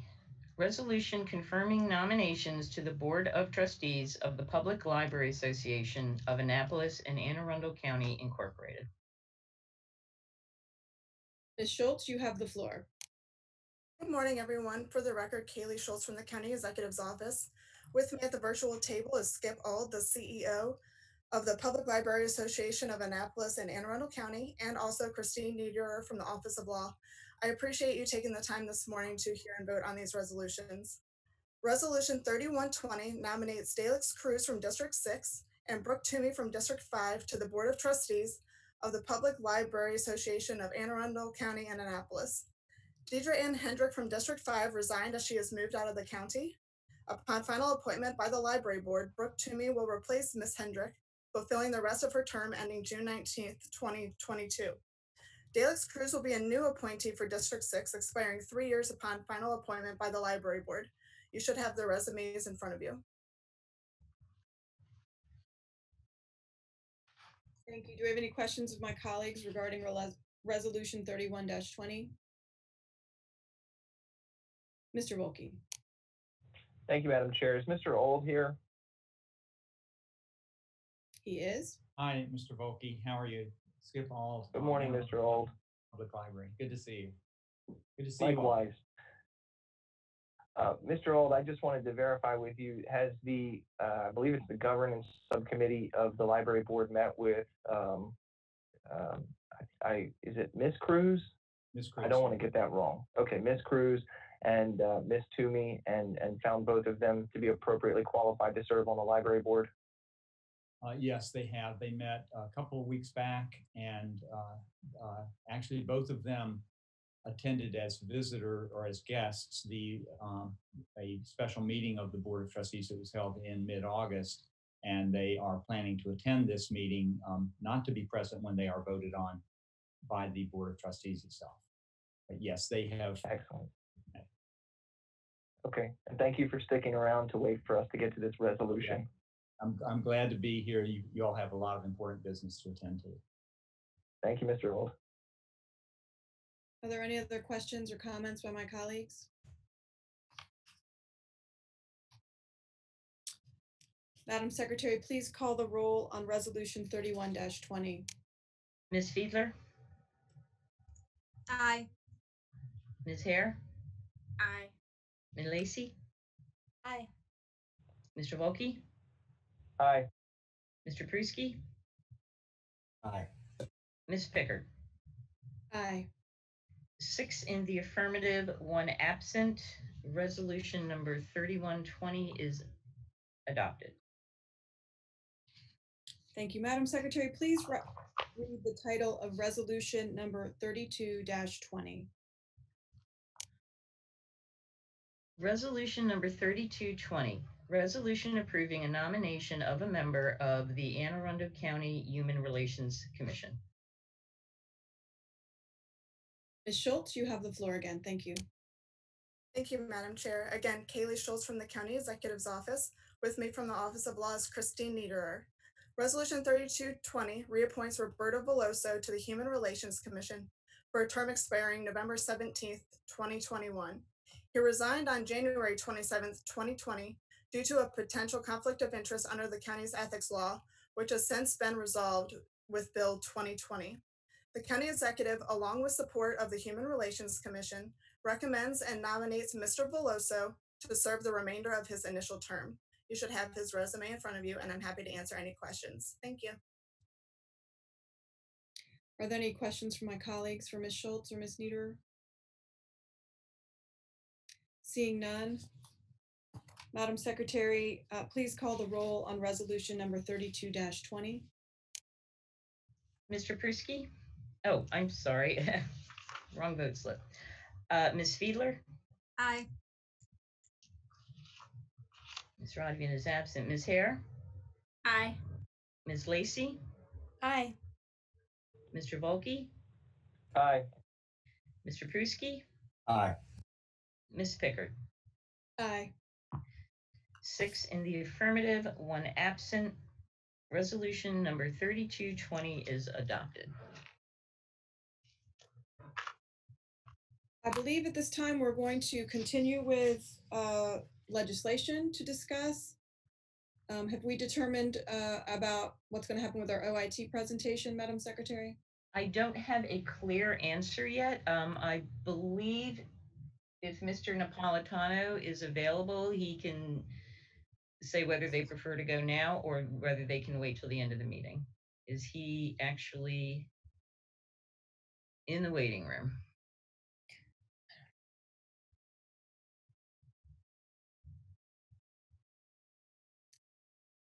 I don't see any movement at this time. I see Mr. Houston. There Oh, he there is. Good morning, Mr. Napolitano. We were scheduled for a brief update regarding opening the chambers this morning. Are you prepared at this time to do that? I think so. We didn't put a formal presentation together. There are really two options, and I think I can cover them in 3 or 4 minutes. And other than your awareness that it needs to be done, I don't know that there's any other discussion, but we are happy to do it now, or we're happy to push if it's better for you. I would like to have it done and over so I can move on. That's my preference. I'm sure you do. So let's move forward as you were on the top of the agenda this morning. So go ahead, sir. Okay. Effectively, what we wanted to do is come up with a scenario that allows us to do a hybrid activity. The hybrid activity would be allow some people to be Zoomed and other people to be present. Hang on, I've got people on this phone. I gotta mute them. I'm sorry. So what we had come up with 2 scenarios. We like option 2 better. And what it effectively does is allow the entire council chambers to appear as one element of the Zoom. We've done some test trials with Joanne. Joanne has seen them. I think she likes the option also. It's the clearest, the cleanest, and the easiest. There are some negatives, and we're working it out. Both scenarios, option 1 and option 2, are somewhat similar, and they both need equipment. So we have that equipment on order. We think we're inside a month to be able to run the scenarios and set it up and make it work. So I would believe within, let's say by the end of September, maybe early October, we should have a scenario that we can test. And when it's tested, we can run a demo for your team, either all of you or individually, whatever works. And so really that's the path we're on. We believe it's functionally sound and should give us what we need. It works via the television, so we can broadcast it, live stream it. We can broadcast it via the TV, and it allows effectively one of these squares that you're looking at today would be the council chambers. And so it will minimize when you have a speaker, but then it will fall back into one of the quadrants or one of the squares, whatever that is. So that's really all I was planning to communicate. If there are questions, we certainly can address them.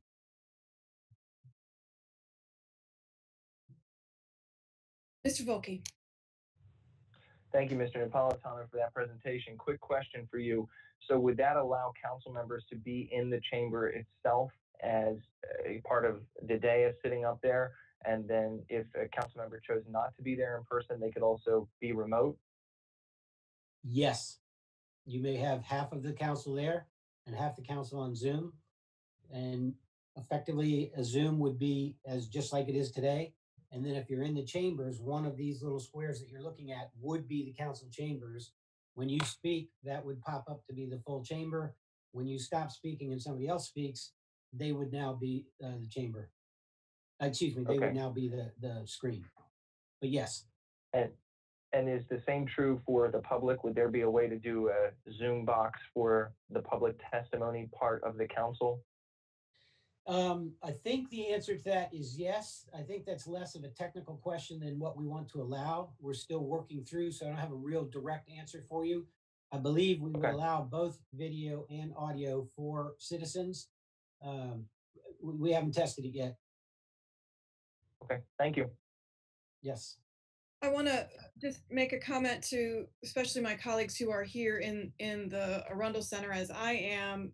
Before you leave today, you might want to pop into the chambers. There's been some progress made on plexiglass dividers and things like that. So you might want to go check it out. I know Christine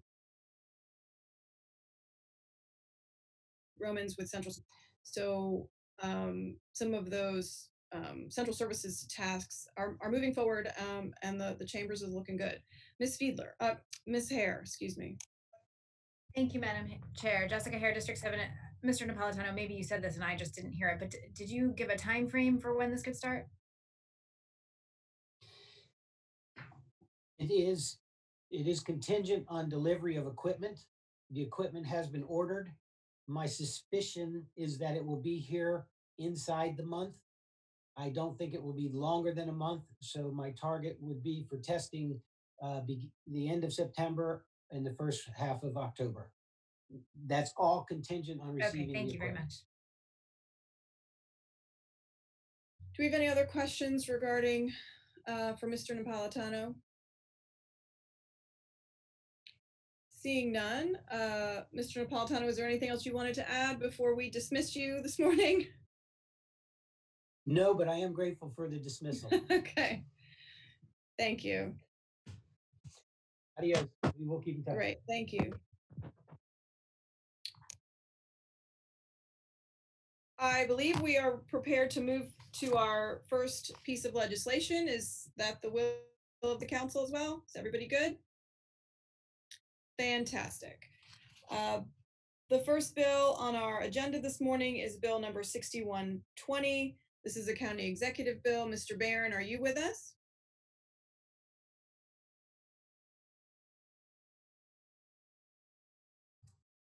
Good morning again, Madam Chair, members of the council. Pete Barron with the administration. We are going to start with Bill 6120, correct? Correct.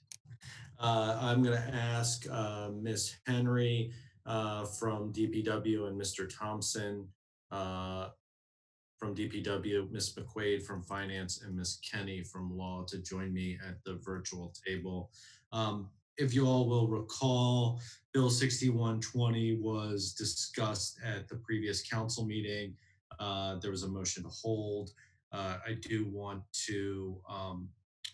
to reiterate the statement I made at the council meeting. Happy to answer any questions on the specifics of the bill. I think where we were held for the potential of 4 amendments. I want to thank Councilman Volke for sharing a copy of those amendments with the administration.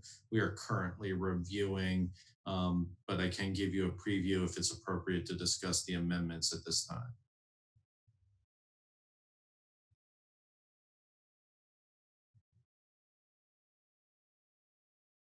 Do we have a preview of amendments? Is that of interest? Ms. Hare? Yes. A few other questions too, but the amendments would be helpful. Yes, thank you.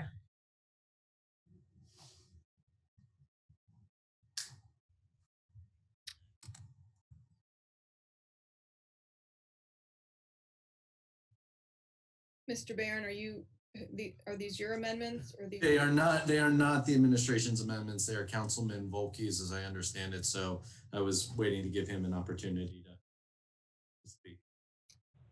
Mr. Volke, Sure. you have the floor. Thank you, Madam Chair.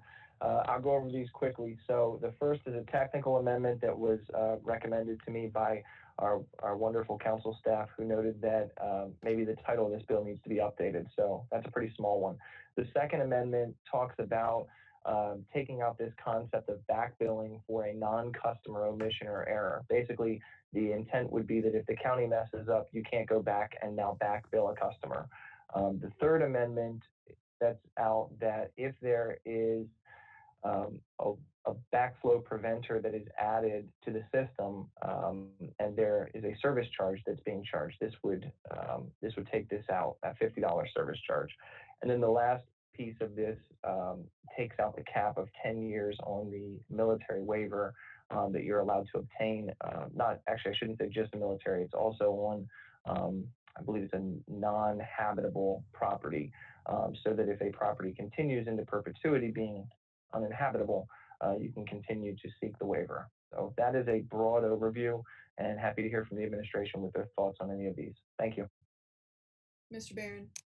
Thank you, Madam Chair. I'll just run through them in order. The administration has no objection to amendment number 1. It's technical. The administration can live with amendment 2, but I do want to touch base a little bit with why the council should consider this very seriously if this is a provision they want to attach to the bill. The billing system, it's an enterprise fund is the word I was looking for, apologies. So other ratepayers will need to subsidize the customers that who receive essentially free water. The staff at DPW is estimating that that's approximately $50,000 a year that would need to be distributed across the entire system. So while it would protect one individual from a surprise, I do want to remind the council that the customer that received that bill would have still received the service, the water. I believe Councilman Volke used the example of a community chess card that you get in Monopoly. Ms. Henry actually pointed out to me in our discussion after the hearing. I think it was Ms. Henry. If not, maybe it was Ms. Kenny. I apologize if I got who said this point that if there is a bank error in your favor, when you're not playing a board game, the bank does get the money back. In fact, they will charge you if you abscond with the money. So while Mr. Volke's analogy may not be perfect, we do understand and are sympathetic to individuals who would not have expected to see a bill. So we understand if the council wants to add this or strip this back billing provision. I do want the council to be cognizant, though, if you do that, approximately $50,000 a year will get added to everybody else's bill, not individually 50,000, but distributed through the whole system. If there's any questions on Amendment 2, I'm happy to pause here. I can continue down the list. I have a question, Madam Madam Chair. Auditor. Oh. I just want to share a little bit of information. Utilities are somewhat different, and we're in the process of doing a utility billing adjustment audit, and our audit wasn't looking at back billing, but we did notice a few things that I thought might be relevant. And one is sometimes information lags, for instance, account information. One of our samples had like customer A leased the property from customer B and no one let the county know of the change. And then several years later or for a period later, customer A said, wait, you're billing me and I don't lease that property anymore. So the county did refund, but they did not charge customer B. That may be what you want. I'm just putting it out there. And then the other situation is there are these things like true ups, and sometimes they're automatically charged. So if a meter reading is taken one period and it's underestimated, then the next period comes through. Sometimes they're automatically, picks up from that last meter reading. And so if a customer complains and says, hey, that's not my usage for this period, they will refund it. If a customer doesn't complain, it may be charged. So there are these kind of normal course of utilities where something may be caught a month or two later. So I just want you to be aware of that if it's something you want to consider. I wish I had more information, maybe the the administration does. There is, we did look at other jurisdictions. We didn't find any with that back billing language in their laws. I do know WSSC that does utilities for Montgomery and PG County. They allow back billing for 1 year if it's an account information and 3 years if it's a meter usage. So, but again, it really depends on what you want to do. I just want to put out there may be like underlying things that cause water usage to be billed late. So I just want to put that out there for consideration.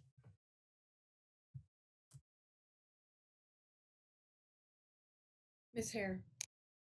Thank you, Madam Chair. Mr. Barron, you said that everyone else is subsidizing that $50,000. Can you explain I understand that the utility fund is self-sufficient and things like that, but so you're saying that affirmatively somebody else is having $3 tacked onto their bill by virtue of a mistake that gets made elsewhere? I wouldn't, Pete Barron with the administration, and I'm definitely not the expert on how our enterprise funds work. I'm going to ask Ms. Henry or maybe Ms. McQuaid to try to answer that question. I would be very surprised, however, if it is $3. We're 50 and over the entire system would be much less. Hi, this is Karen Henry, Assistant Director of Public Works. What Mr. Barron is referring to is that over time, as this accumulates, this is one of the reasons rate increases need to occur in order to keep the fund balanced. So it wouldn't be a specific, okay, we lost 50,000 this year. Next year we're going up 10 cents or whatever it might be. But it would be an over time calculation on what our utility fund can afford. Okay, thank you. That's very helpful. I have one follow-up question, if I might, Madam Chair. Thank you. So I'm wondering if there's another way that we can proactively prevent these errors from an internal control system on our side rather than penalizing the homeowner on the back end. Have we looked at additional checks that we can do first before it goes out, or it touches more hands, or some way that we're taking that sort of proactive piece?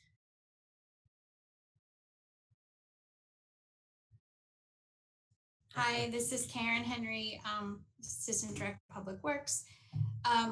One of the things that we're looking at, and this is longer term, it's not going to happen tomorrow, but is our automated meter reading, automated meter infrastructure, where it is more of you would potentially, I'm not saying this is exactly what's going to happen because we're right now in the looking at this and what we could do, but that provides a monthly bill and monthly reading, and you would, as a customer, be able to see, just like if you have a BGE account, you can go on anytime. They can send you an alert saying you're going up, your usage is going up or going down.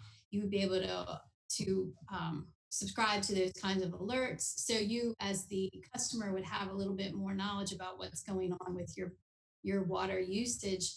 You can do it daily. I think there's a way to do it hourly. I don't know if people would want that, but definitely more than what's happening now, which is quarterly. So quarterly, we're doing the billing, but it's been read even, several weeks before the bill actually goes out. So it may even be close to a month before you're getting that quarterly bill. So you see how the time, it could be 4 or 5 months before you really, and then you may not even look at it until it's due.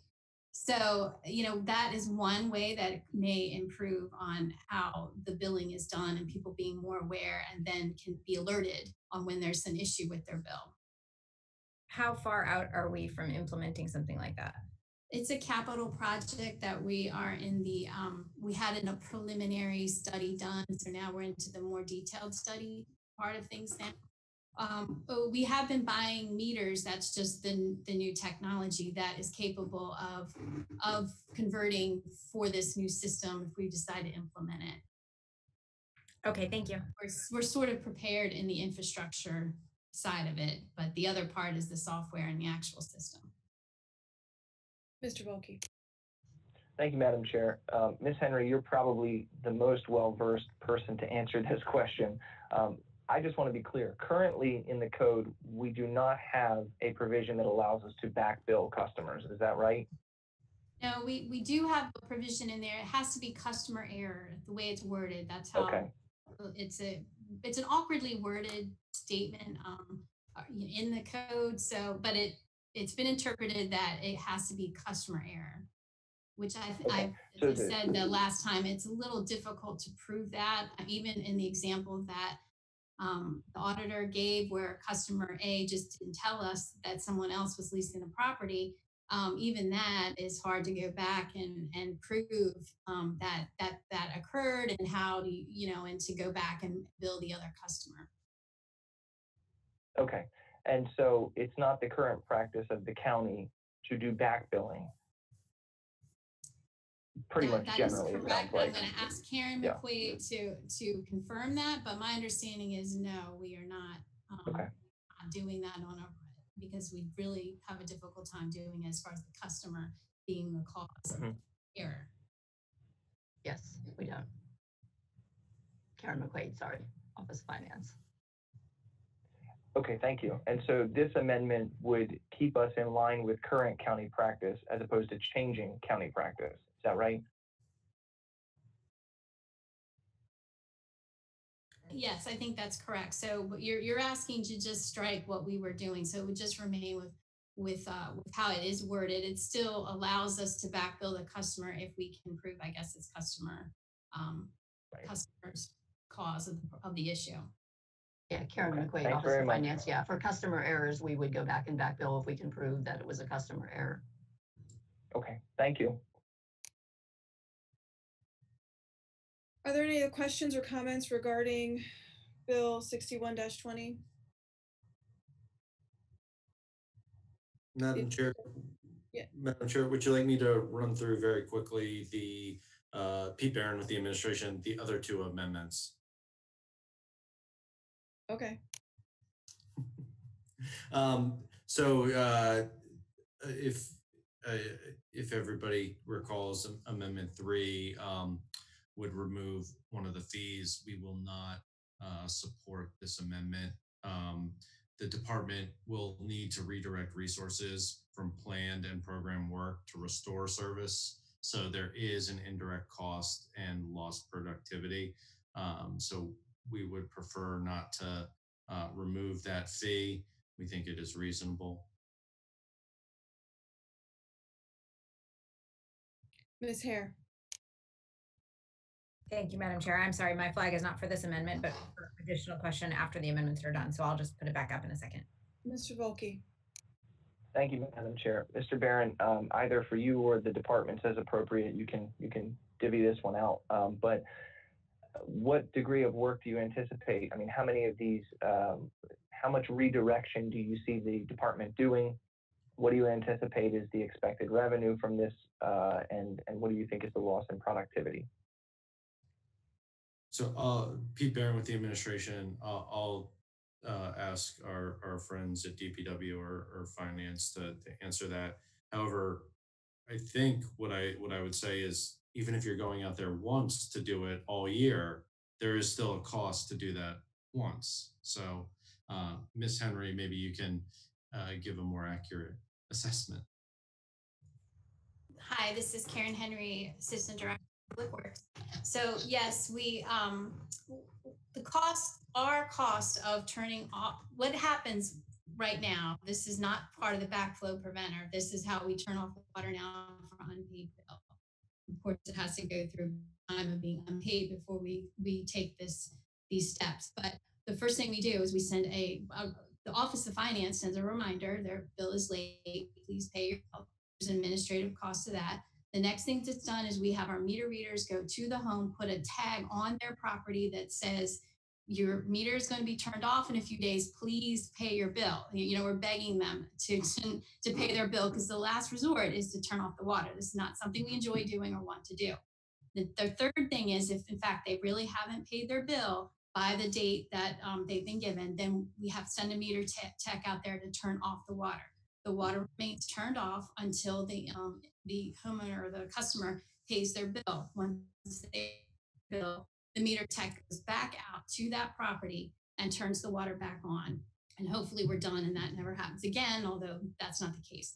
When we're turning off water for unpaid bills, it ranges, but it can be as many as 500 in a quarter, because we bill quarterly, so these turn-offs are done quarterly.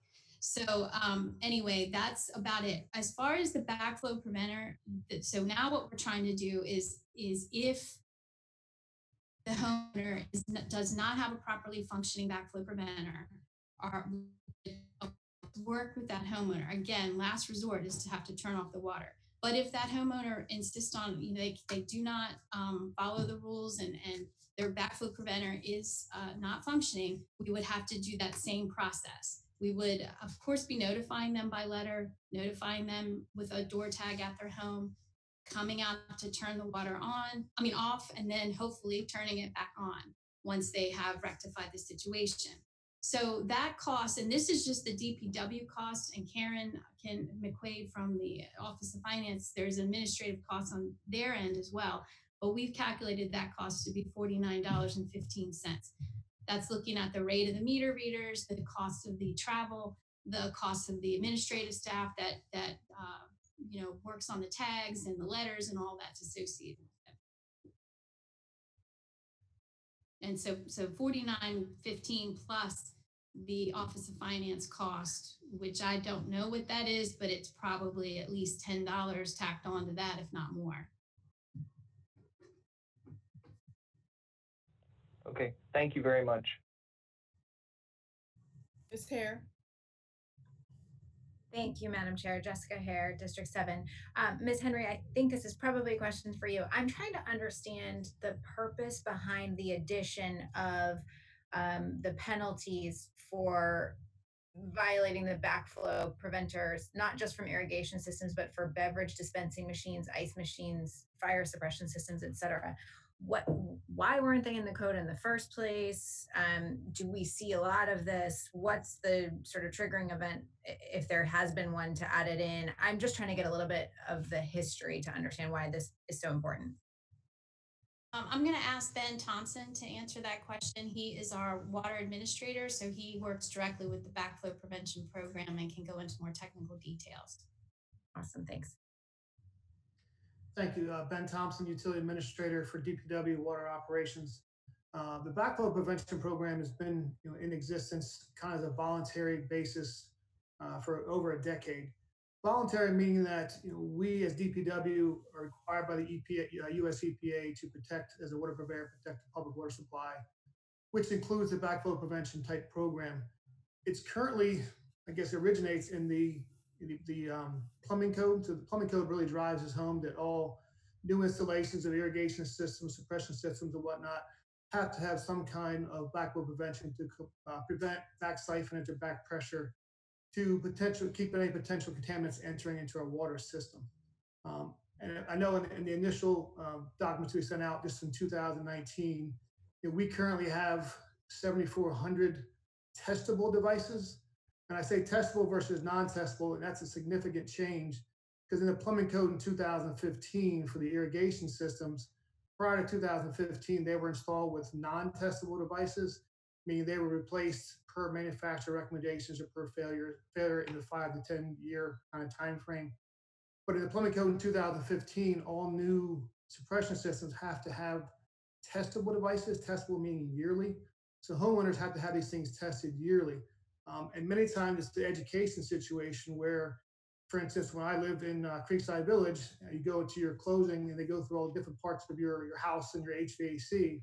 There's never a mention of a backflow preventer in your home. So they get the first, even though it's done and it's tested as part of the inspection process for the building portion, when that first letter comes to the homeowner, they don't understand what it is and why it is and why they're being tested on a yearly basis. So we have to go out and try to really educate them.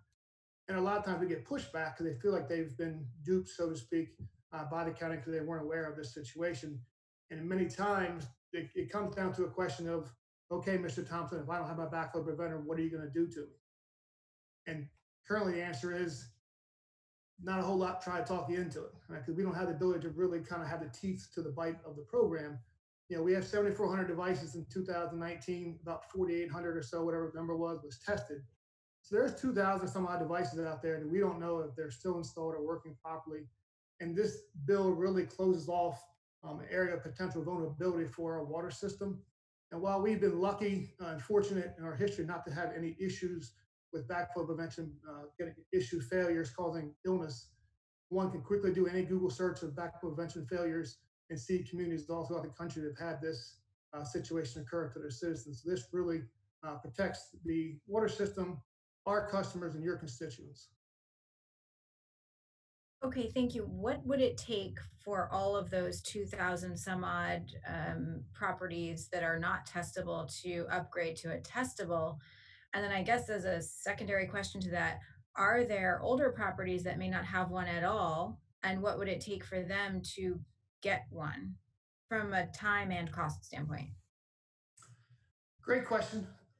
Ben Thompson again for DPW, Utility Administrator. So when I talk about the 7,400 versus the 4,400, those are just testable devices.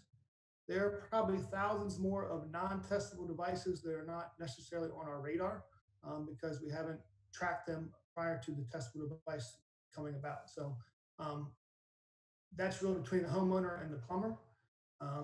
We are looking at trying to do survey and inspection, especially with commercial and industrial high hazard type locations, to try to get an accurate account of what is truly out there. And that will take some effort on our parts to do so. But right now, we're trying to get the first step and just trying to get the bite to the program, because if we go through all this effort to do the inspections and auditing and all that, and we can't enforce anything, it's wasted effort, time, and resources for the utility. Okay, I guess what I'm getting at, and I'll just, and maybe I'm wrong, but so let me know if I'm wrong, but this seems like it has a potentially large impact from both a cost and time standpoint to the owners of any property. And the bill doesn't seem, at least unless I'm not seeing it, it doesn't seem to give any kind of grace period. It doesn't give people a year to comply. When the styrofoam was an issue a while ago for the schools, we gave everyone a year to plus to come into compliance. And I'm a little concerned that we're throwing this at homeowners and businesses and saying, if this bill passes in 45 days and you're not in compliance, we're turning your water off. That makes me nervous. So I would say that the code has been in effect since 2015. We've been doing part with the change of the plumbing code, which the county has adopted. So it's been in effect for over 5 years. In our office, whenever we make contact with a customer, we go through the education process. We send out testing letters to the homeowners 45 days, 30 days prior to their annual renewal dates.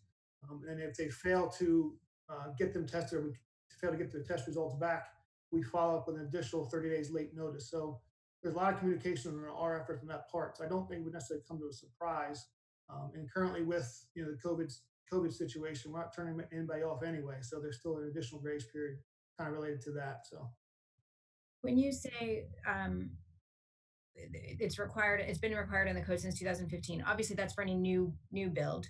A home that hasn't had any renovation in 20 years, are you saying that the code would have required them since 2015 to upgrade to this and have it? Or so that's where I'm getting at. So there may be any number of homes in the county that are 20 years old that don't have this, that then are at risk of their water getting shut off because they weren't necessarily subject to the 2015 code. Am I misunderstanding that?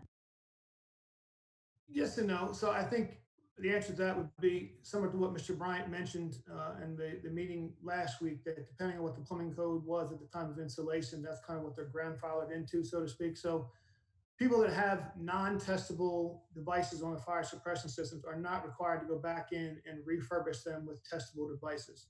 So we're really looking at, in this situation, new construction of suppression systems and irrigation systems kind of going forward. Now, there are testable devices on irrigation systems, so anybody's had that for 20 years has been dealing with the non-testable devices being tested on an annual basis already.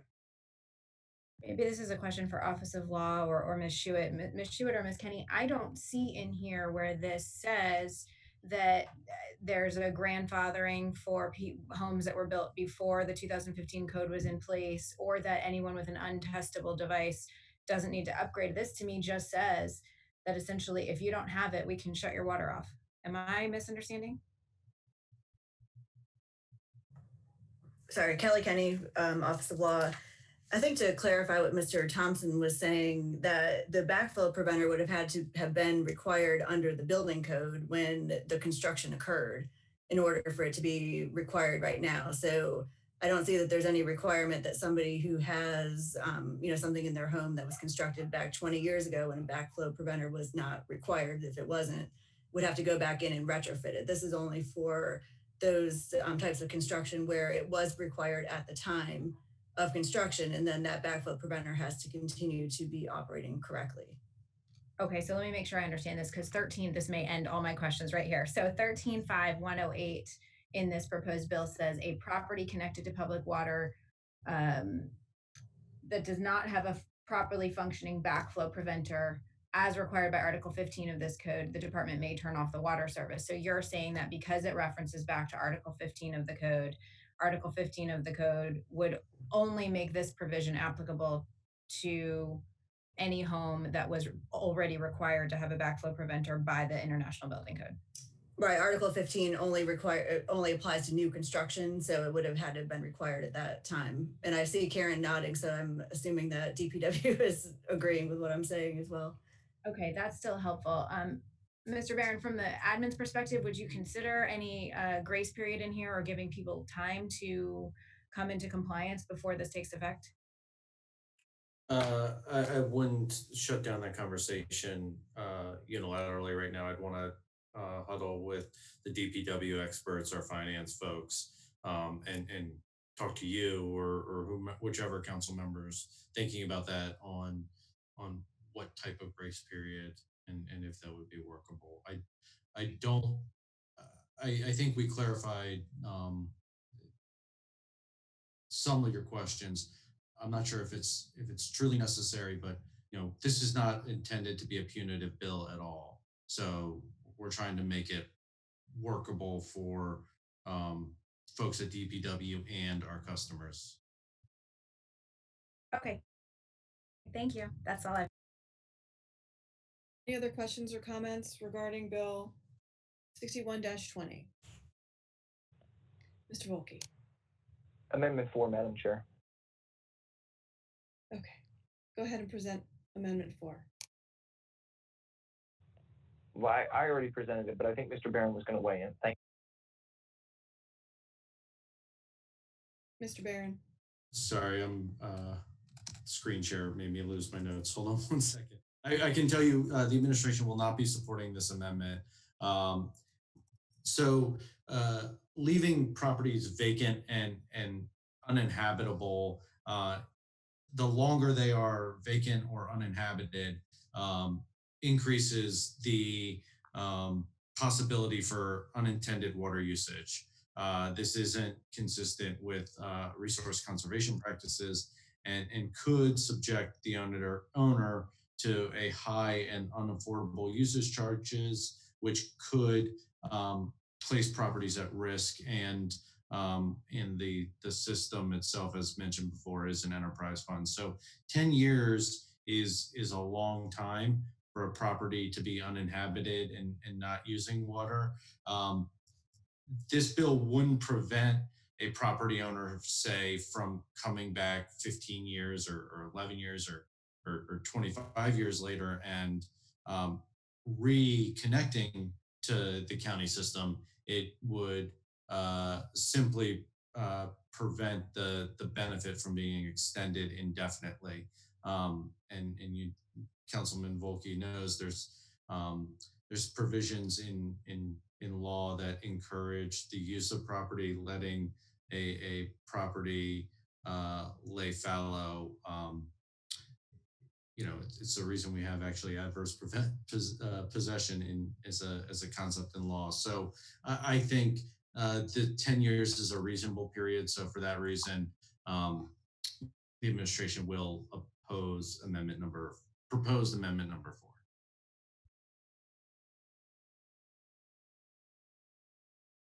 Any other questions or comments? Are we prepared to move on to our next piece of legislation? Fantastic. The next bill on the work session agenda is Bill 62-20. This is Mr. Pruski's bill. Good morning. Please bear with me. This bill is pretty straightforward. This is a bill to stop off-road motorcycling within 300 feet of a dwelling. Why 300 feet? If you take a football field and get rid of the 2 end zones, that gives you kind of an idea of what's listed. Could it be 500 feet? Could it be 100 feet? Well, of course, it could be anything. But when you're talking about the sound of an air conditioner running, that's what it would look like with a motorbike. From that end. So I just wanted to explain that. The second thing is I'm also not trying to prevent anyone who has no care for riding a motorcycle next to somebody else's property and they have permission. So if you have an adult who lives in adjacent property, and we thank you, Mr. Volke, by the way, for sharing your comments with this bill, because we went back and forth about whether it's a property owner, it's the leasee, an adult, okay, is pretty clarified in the code. If they give the person permission that they can, and again, these are adjacent property owners, it's pretty easy for the police to find or anyone else that obviously they could continue to ride that motorbike. So again, this is the prevention of really a noise ordinance. It's really not covered currently. Under some of our other guidance, there are some things when it comes to that. So we do have an amendment that amendment will allow an adult an adjacent property if they do not have an issue, with the motorbike riding. One other thing I want to point out, because there's been a lot of questions related to this. First of all, you shouldn't be riding an off-road motorbike that's not registered on the state on a road.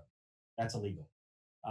There's traffic laws, obviously, that fit that. So what this really gets is a nuisance of noise related to something that's occurring in my district. And believe it or not, I've actually had other people reach out to me. I had another council member who has an issue with motorbikes in their district. Of course, many of them are riding on streets. And then also someone else mentioned in another district that they're having a similar issue. So again, this is a public nuisance law, 300 feet within a dwelling. I did not say property line, dwelling. And we're also having, I think, a circuit breaker in there that if somebody in, let's just say, rural South County has no issue with somebody riding their bike, if the adult gives them permission and the police go and investigate, then it's fine. Again, I think this is a reasonable bill. And I will leave it at that. Thank you. Are there any questions or comments from my colleagues regarding Bill 62-20? Ms. Fiedler? Thank you, Madam Chair. Amanda Fiedler, District 5. What happens in the event that a home is sold and there are new adults in the home? Does that transfer? Councilman Persky. So the whole point is that the police, I'm assuming if they go investigate a new claim, whatever the claim is, that they would investigate whoever is an adult in that property at the time. The problem that we have with property owner leasee, do we know often somebody who lives there? No. So this is in reasonableness from that end. Ms. Shewitt, if you want to chime in legally, I know we've gone back and forth, but I'd rather have her chime in from the legal perspective because, again, Mr. Volke did provide some information. We tried to do property owner, but Ms. Shewitt, can you chime in? Yes, Linda Shewitt, the lawyer for the county council. I think that legally the consent would need to be from the current resident, but I would also expect that if the person had consent from the previous tenant and probably didn't even, or owner or resident, if you have a consent from that person who's no longer there and you didn't know that there had been a change, that I believe in our police department. I think that they would say, oh, well, you before you do this again, you need to get a consent from the current resident. But legally, I think it would need to be the current resident, adult resident. Did that answer your question or not? Madam Chair, if I may follow up. Amanda Fiedler, District 5. Yes, that did answer my question. My follow-up to that would be for Mr. Passman. Does that create additional work for our officers? And then what happens in the event that there are two owners of the property and one gave consent and then the other at a later time says, no, I didn't want the consent. Should we require of the two property owners if there's dual ownership? In reference to that, most of the time we get cooperation from folks. I know that in the past when we've been dealing with loud motorcycles, not the ones that are on the road, of course, because we would cite them and tow those vehicles as being unregistered. But the ones that we have that are property owners, we currently have the ability to enforce state law regarding noise violations, and we do have several officers that have been trained on how to use meters, and we've been pretty good with getting cooperation from neighbors based on that law. We always want to go the route of education first. So I don't see our officers going out and immediately writing a citation for this. This would be a simple traffic citation, a local ordinance citation. So if there are two owners, if they were given permission or not, and I would assume that our officers would make a reasonable decision based on that. Thank you. Mr. Barron, did the administration have anything they wanted to add about this bill? Thank you, Madam Chair. Administration has no opposition to this bill. It's a very reasonable control on a nuisance noise. It is the position of the administration, though, that motorcycles are cool. Well, motorbikes have been, and ATVs have been an issue in several parts of District 2. So I was glad that I could send out Mr. Pruski's bill to some of my constituents. Maybe it'll solve some of their problems. So thank you, Mr. Pruski. Are we ready to move on? Fantastic. Bill number 63-20 is also Mr. Pruski's bill. You have the floor, sir. Thank you, Madam Chair. Councilman Andrew Pruski. My apologies. Mr. Volke has left the work session. Okay, may I continue, Madam Chair? Okay. Councilman Andrew Pruski, regarding Bill 6320. Again, I want to explain the genesis of this bill. I had a gentleman who's a constituent in my district go to a restaurant in Pasadena, Maryland, was sitting next to a gentleman who had an electronic cigarette and device, and basically went to the manager and owner and said, there's nothing in the code that prevents me from doing this. And the manager said, yep, it's fine.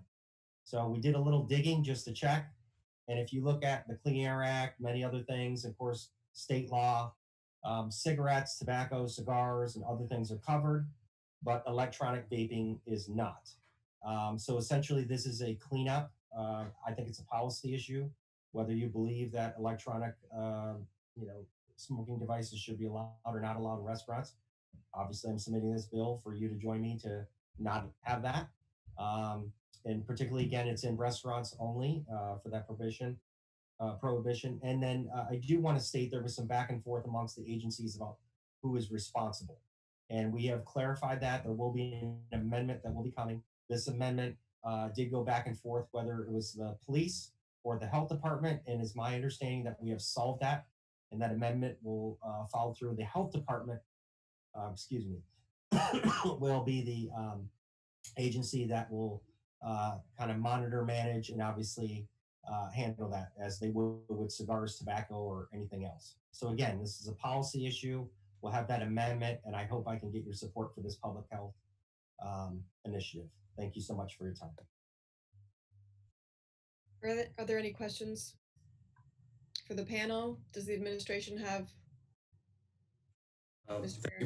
Thank you, Madam Chair. Pete Barron with the administration. Joining me at the virtual table is Mr. Kurdian from Health, Major Passman from Police, and Ms. Kennedy from the Office of Law. I want to thank Councilman Pruski for putting this bill forward. Vaping is a relatively new phenomenon, so getting the law to catch up with current trends is important, and applaud Mr. Pruski's efforts on this public health initiative, and do want to thank all the folks that were involved, from Councilman Pruski, his staff, the council's attorney, Office of Law, Health, Police, as we sorted out where the right place for this provision to live, and we will be supporting the bill with the amendment. Ms. Fiedler? Thank you, Madam Chair. Amanda Fiedler, District 5. Just as a point of information, do we know, and I know Mr. Barron mentioned that this is kind of a new phenomenon. Do we have any information on vaping and secondhand smoke? I know that we have a lot of information on the user of a vape, but I don't know a lot of information on the secondhand aspect. I don't know if that's available. Madam Chair, Pete Barron with the administration. I'm going to ask Mr. Kurdian from Health to share if he has any information. I'm not aware of any info, but I will say this bill, and I don't want to speak for the sponsor, but this bill isn't just about secondhand smoke. It's also about you're sitting there eating, and the nuisance of somebody's cloud coming your way. So with that, I'll ask Mr. Kurdian if he is aware of any secondhand information on secondhand smoke information. I do not have any information. I can get information from our medical experts here at the health department. That is not my expertise, but they do spend a lot of time on the vaping issue. I don't know if they have information on secondhand smoke, but obviously there's been lots of lung issues with direct contact. Thank you. According to a quick, this is Allison Pickard, District 2 Chair. It's not so much a secondhand smoke as it is a those sitting around someone using e-cigarettes. You're breathing an aerosol of you are breathing in an aerosol of exhaled nicotine ultrafine particles. So it's not smoke. It's excess aerosol apparently. Quick Google search. I had Miss Schuett, you had your flag raised, and I think I heard Miss Lacey. Miss Schuett. There was just one other thing I wanted to point out about the amendment, and that is that currently under state law, smoking is prohibited indoors in a restaurant, but is not prohibited outdoors, although lots of restaurants voluntarily preclude smoking in their outdoor area as well. So the bill is also amended to make those two things on the same plane, so that vaping inside a restaurant is prohibited. The restaurant must prohibit it, but it is not prohibited outside. Thank you. Ms. Fiedler. You're muted. Oh, thank you. Amanda Fiedler, District 5. I just want to clarify, my question was purely for information. It does not indicate where I am on this bill. I just am trying to gather information, which is the point of our work sessions. Do we have any other questions or comments regarding Bill 63-20? Okay, we'll move forward with Bill 65-20. Ms. Lacey, this is your bill. You have the. Thank you, Madam Chair. Greetings from my basement. COVID and kindergarten mean all the other rooms in my house are occupied, and I'm learning now. It's probably the most time I've ever spent in my basement. It is really noisy down here, so I apologize for the extra noises that you'll be hearing. I can't work around it. Bill 65 will 6520 will essentially address a couple of possibly conflicting land use type issues, but in a hopefully surgical manner of a narrow, precise way, but will allow progress to be made in certain areas. So, hi, Kathy Koch. Since we're talking about workforce housing, so if you've reviewed the code lately, you may have noticed that in our MXD zones or mixed zones, that's mixed R, T, E, and C, I think. Um, in all four of those zones, the code already provides that workforce housing is a conditional use in those zones.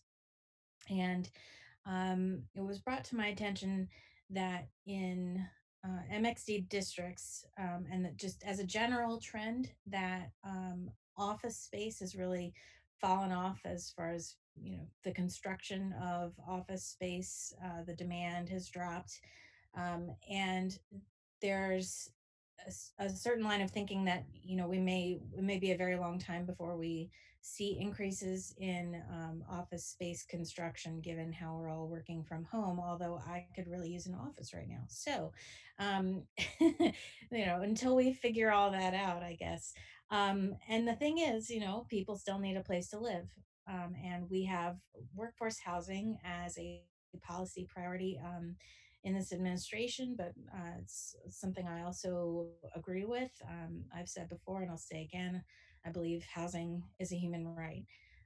And housing policy is a particularly great place to sort of ask some really hard questions of ourselves and our constituents, and think about the kind of future that we're trying to build, not just for ourselves, but for others who would also like to enjoy the quality of life in this county, especially if they're already working here. So we can, share our, rather than see it as something to be divided and shrunk amongst a diminishing pool of people. So, with that in mind, when I was approached about a particular mixed, it's an MXDR zone in my district, with an office component as is required under MXDR, and a workforce housing developer who was looking to see if a deal can be made there. And the owner of the whole development overall has this problem of he can't find anybody to build anything in his office space. Um, these folks said, well, what if we could build workforce housing in the office space? Which they believe they could do under existing code, but existing code is not very clear on the timing under which a developer could make an election of actually building a workforce housing component in an office designated zone. And it was also not clear on whether, since for all of the mixed zones, they give a range of percentage of area that is supposed to be dedicated to office uses. And the code does not make clear now whether any part of that designated percentage has to be constructed before a developer could choose to substitute some or all, depending on what their plan is, with workforce housing. So Bill 6520 comes in and says the developer who wishes to substitute workforce housing for or office substitute it, you know which way I mean, workforce into what used to be designated office, okay? That they can do that at any time, that there does not have to be constructed an already existing or any office space. So you take out, that's meant to address a bit of a chicken and the egg problem. If you have no demand for office and you don't have any already built, then you want an interpretation, or you want the actual code to say, I could build that workforce housing even though I don't have any office yet. And it leaves it up to the bill does not address then whether or how much office space would have to be built. Those are just decisions that are beyond the scope of the bill.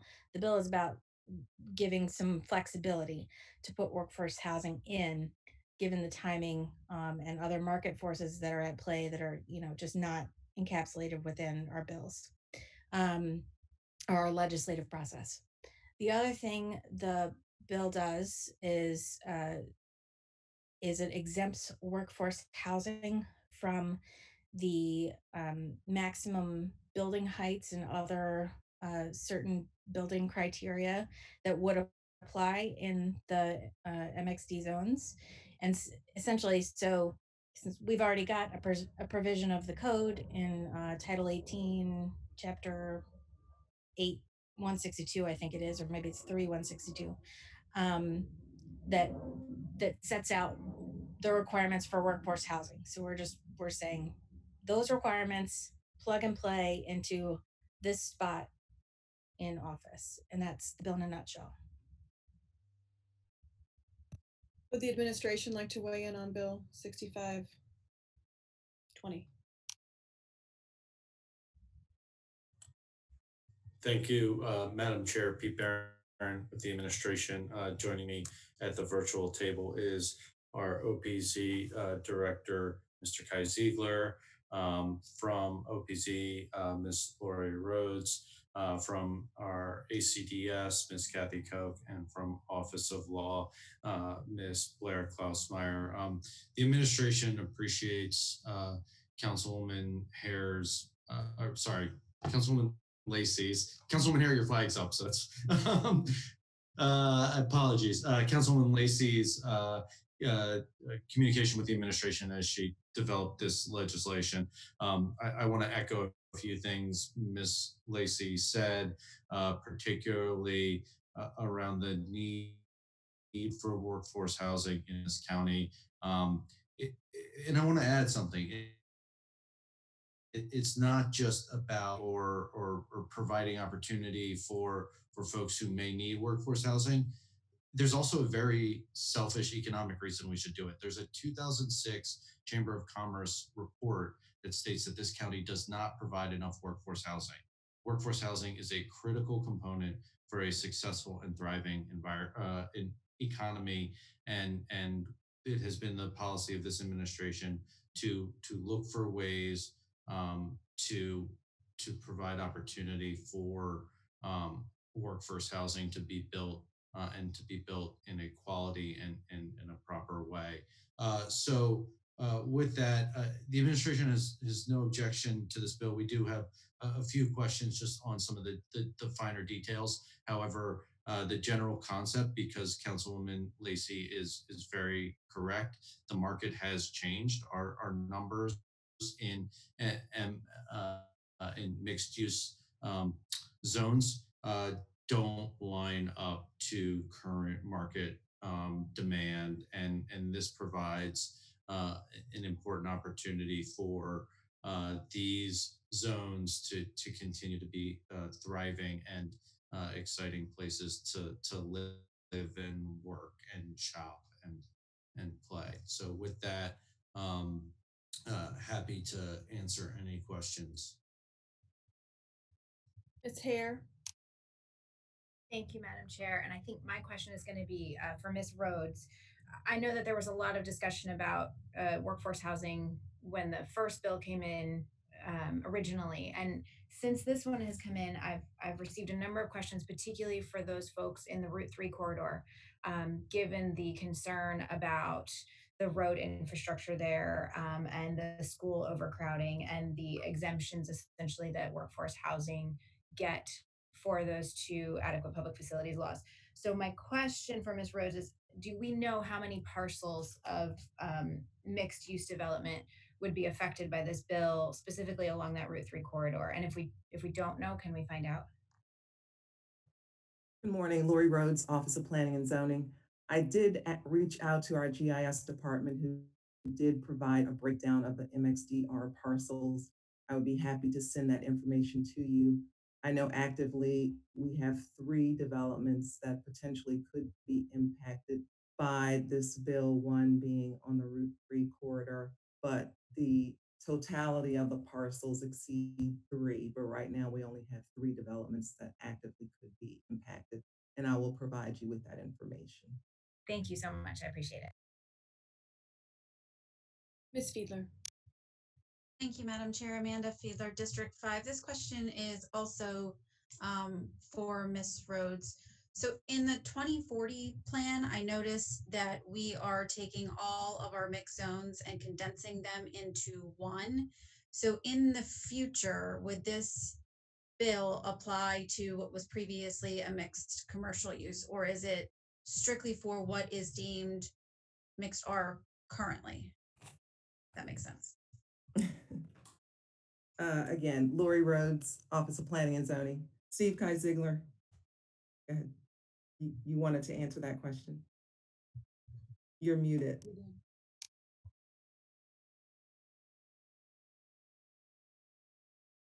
Excuse me, Steve Kai Ziegler, Planning and Zoning Officer. Councilwoman Fielder, I think you may be mixing up what is in the GDP as a land use designation versus an actual zoning district. The land use designations, there'll be fewer of them and they'll be simpler, but they are not necessarily the new zoning districts or the existing zoning districts.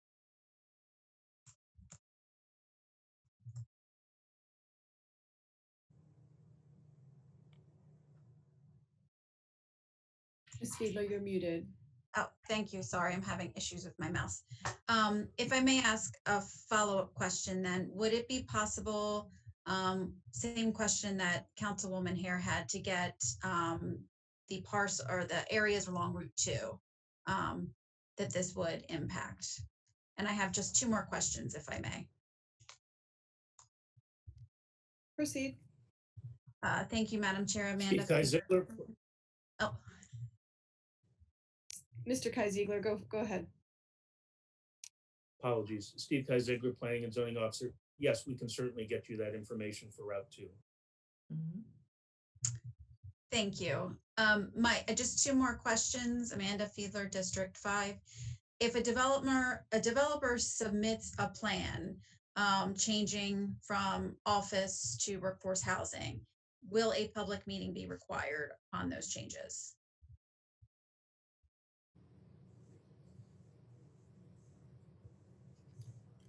I believe again, Steve, the Planning and procedures Zoning for the Officer, it would be a. Go ahead, Lori. I'm sorry, my apologies. The way the subdivision and development code is constructed, they would have to have a community meeting if the application was amended. That's my understanding of the process.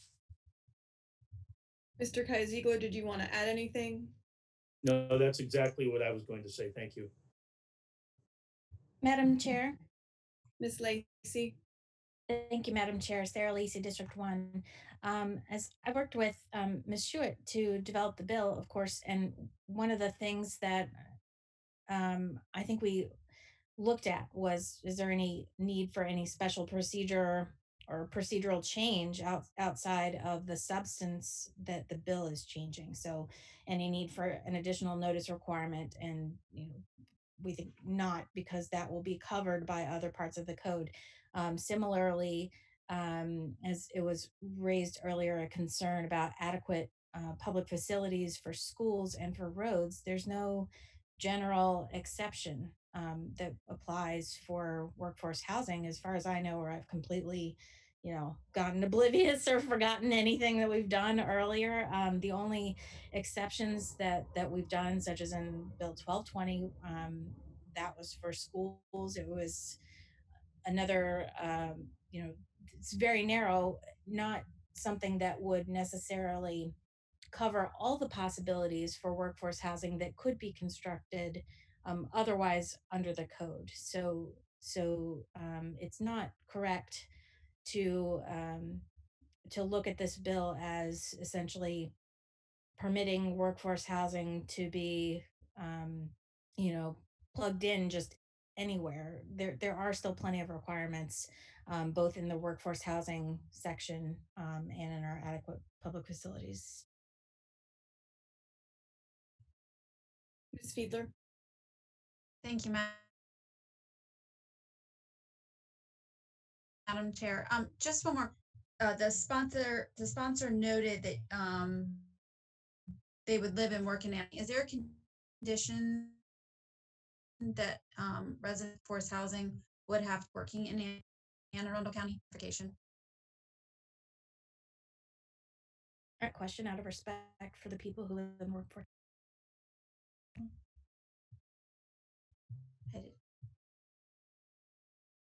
You were breaking up. I'm sorry. Miss Yes. Stewart? Miss Yeah, Linda Schuett, counsel for the lawyer for the. I didn't understand the question because your voice was cutting in and out. Ms. Fiedler, can you repeat your question, please? Yes, happy to, Council District 5. I don't know if other people are having issues, but everybody's breaking up for me. I can't hear many people.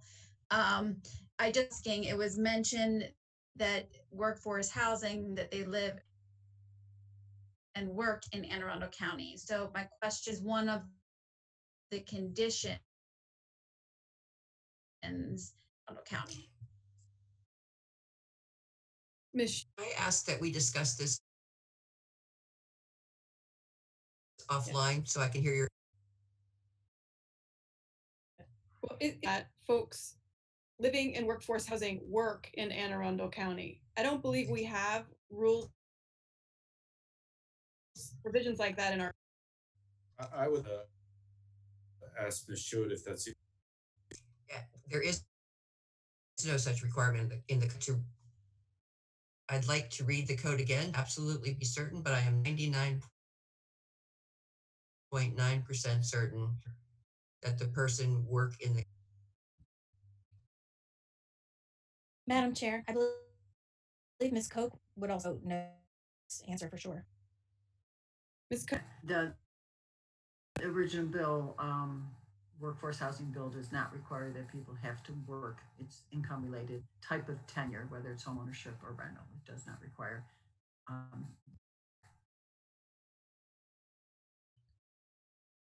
Thank you. Are there any further questions or comments regarding Bill 65-20 at this time? Seeing none, we'll move forward onto Bill 66-20. This is a county executive bill. Pete Barron, you have the floor. Thank you, Madam Chair. Bill 6620 is the first quarter transfer bill. Joining me at the table are still here is Mr. Tarrou from Budget, Ms. Finance, Ms. Penley from Health, Sheriff Fredericks, obviously from the Sheriff's Office, and from Office of Law, Ms. Blair Fassmeyer. 6620, as I mentioned, is the first quarter budget transfer bill. The first section recognizes 9,000 of revenue received from sources anticipated in the budget. In the grants special rev, none of those grants require a match. You can see in the fiscal note some more information on. Section 2 recognizes a little over 1.3 million in revenue received. The U.S. Housing and Urban Development's Emergency Solutions Grant, which will go to the Community Development Fund.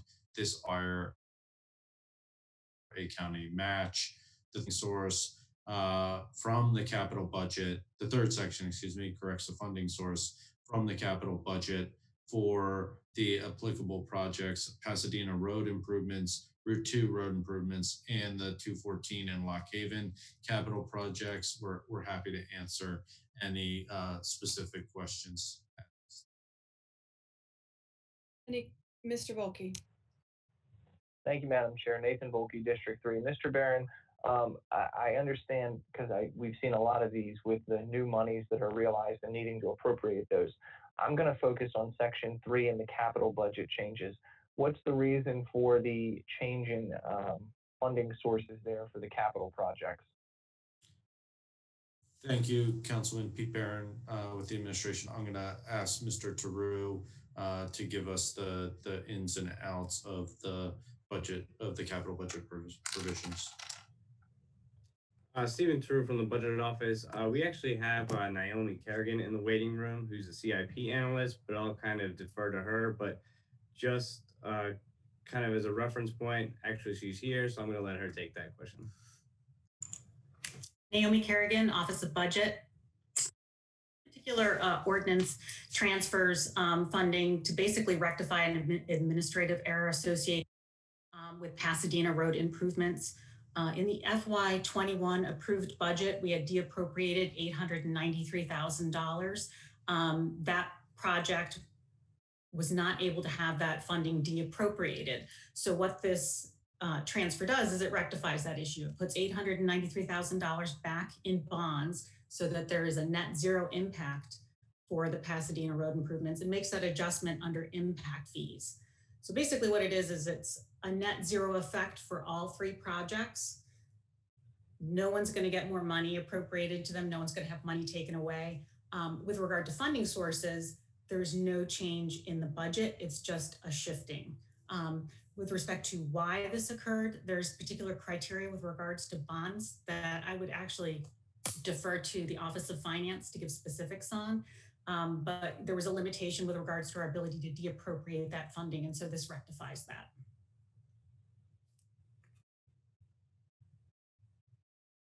Okay, thank you. So just to follow up, can finance weigh in on what those limitations were? I just want to understand exactly why we need to do this, because I don't recall seeing something like this before.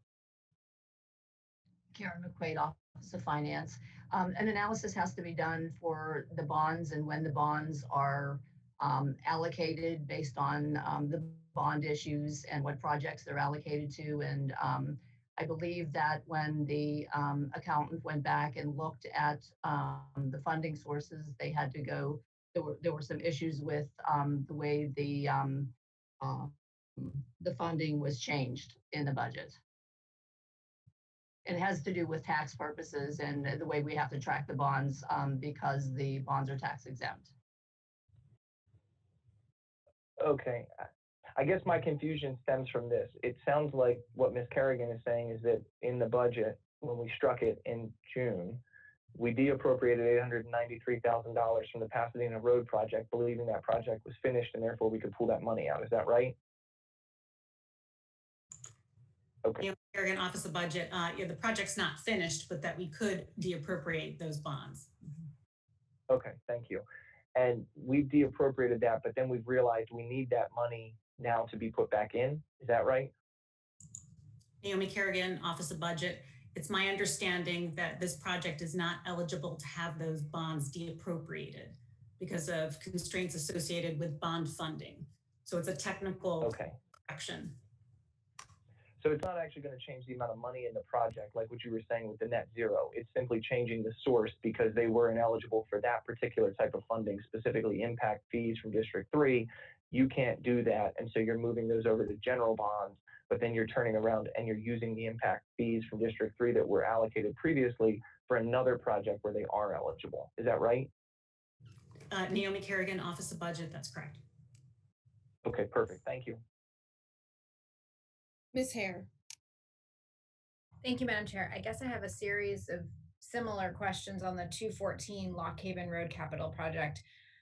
What's the rationale for switching from the general county bonds to the PPI fund bonds? And the reason I ask is because the PPI bonds are obviously funded off of income tax. And I'm curious whether this money will be deappropriated in the future if the PPI money doesn't come in, and that capital, what effect does this have on that capital project moving forward, that it's funded with PPI bonds, which are funded off this income tax that may flex given the unemployment level and all that other stuff? Yes, Naomi Kerrigan, Office of Budget. Yes, so there are 3 projects that are associated with this transfer. One of them actually is Route 2 improvements, in which we add impact fees from District 3 and deappropriate PPI funds. So the third project, Maryland 214 in Lock Haven, offsets that. So we're still utilizing $893,000 of PPI funds. So it's basically taking out of one project PPI and adding to another PPI, which is a net zero on the PPI fund. Does that make sense? Yes, but what's the net effect on the 214 Lock Haven Road project? I mean, if we get to next year and the PPI money is not as high as we thought it was, is it it easier, I suppose, from a budgetary standpoint to knock it out of 214 if it's funded with PPI bonds than with general county bonds. So in reference to Route 2, correct? 214 in Lock Haven. Sorry. Yeah, so we are deappropriating the general county funds and adding 893 of PPI funds. The net effect is that this project will have $893,000 of PPI funds. The total fiscal year appropriation for FY21 is still $520,000. There is also funding available in the PPI fund with respect to the transportation placeholder. So with regard to your concern about, not having sufficient funding, there still is the placeholder funding that does have some balance left in it. Okay, so maybe that's getting at my question then. So the PPI bonds that you're talking about, we already have that fund. We already have those funds. That $893,000 is already in hand for the county. Okay, thank you. Any other questions or comments regarding Bill 66-20 at this time?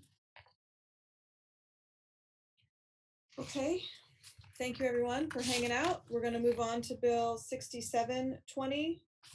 Madam Chair, my apologies. Are we going to, Yes. Are we going to recess now or? Yes.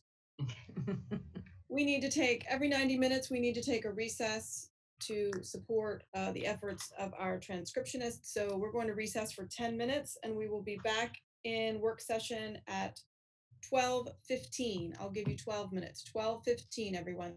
Thank you.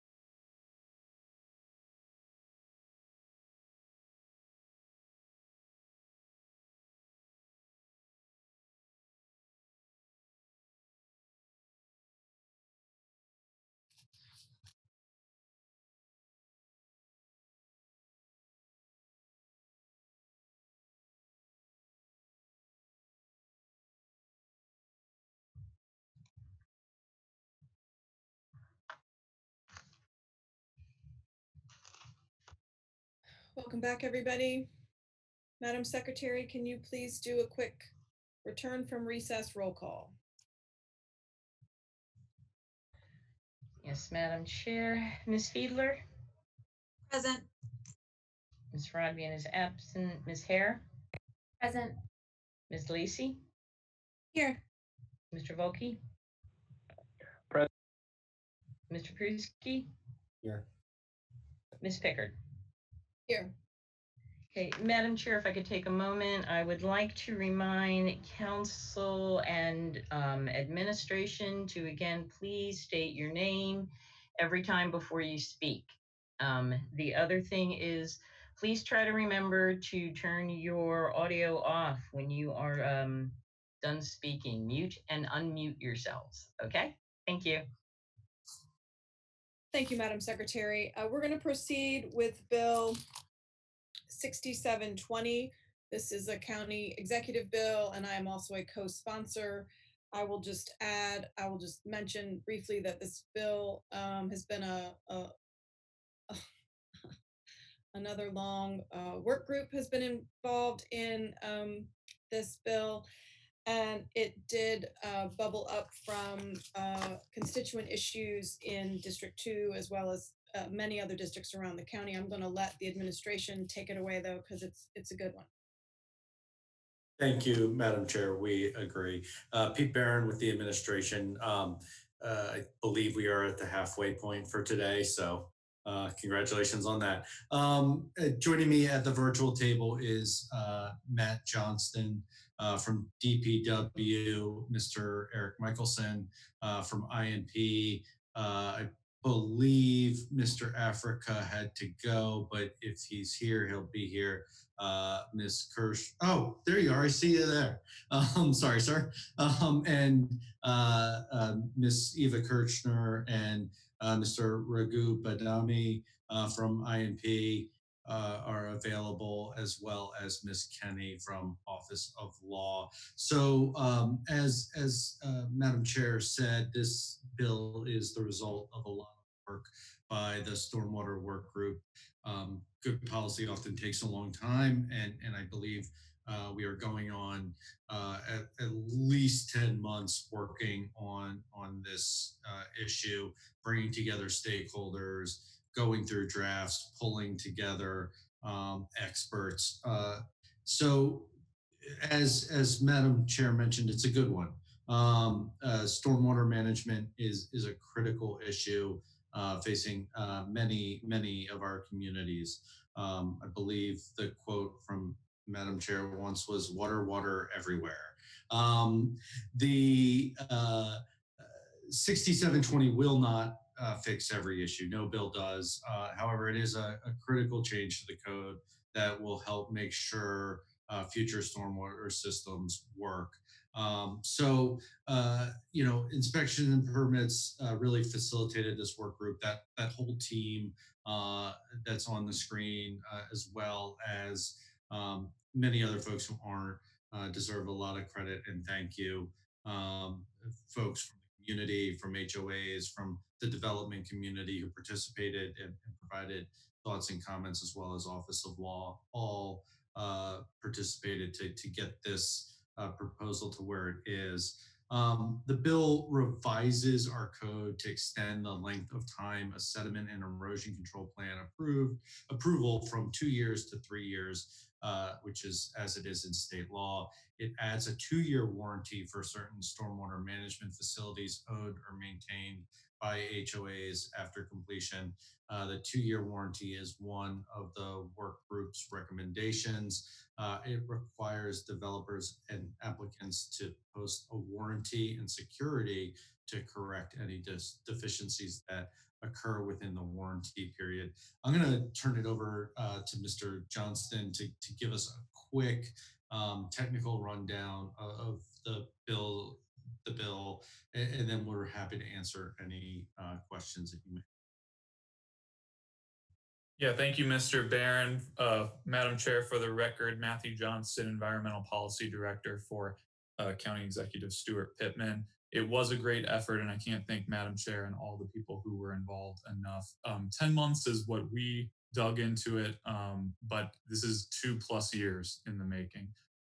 This is a narrowly crafted bill. It is designed to protect our homeowners associations from incurring large expenses if in the event that a stormwater practice fails in the first couple years after that stormwater practice is handed over to a new HOA.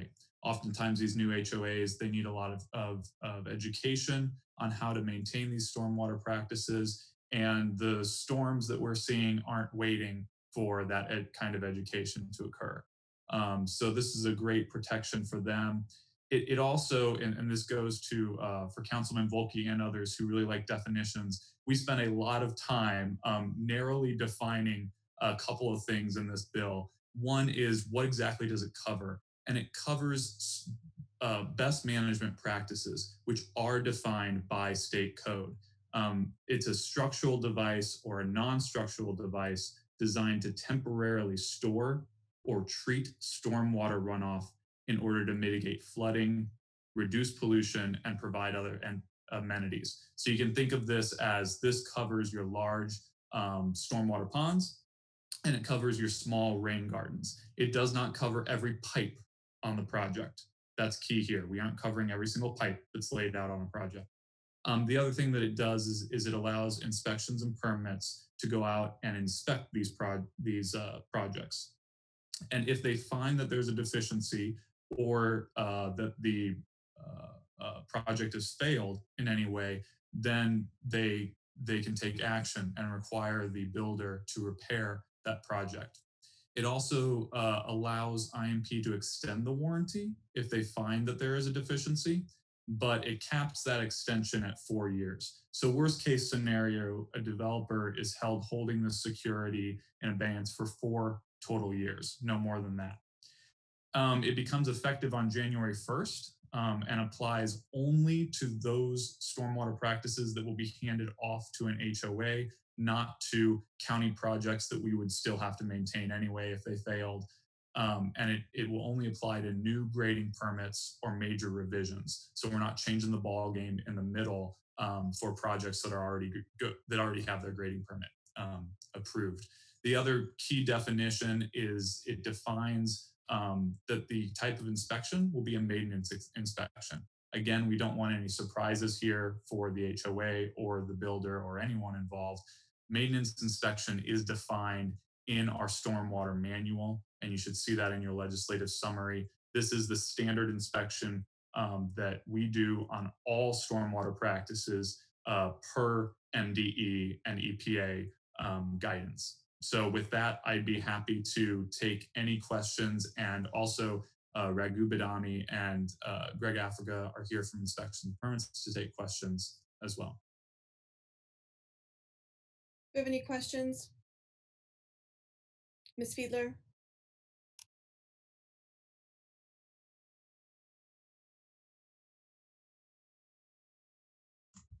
There we go. Can you hear me?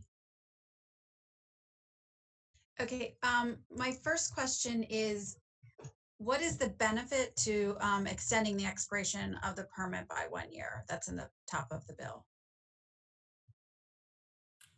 Pete Barron with the administration. I'm going to direct that to our experts. Mr. Johnston. And I'm going to kick that one to Inspections and Permits. This is a cleanup of our code, and I'll turn it over to Inspections and Permits to explain that. This Raghu Badami with Inspections and Permits. The patient that has been extended by Soil Conservation District back in 2018, and also agrees with the state law.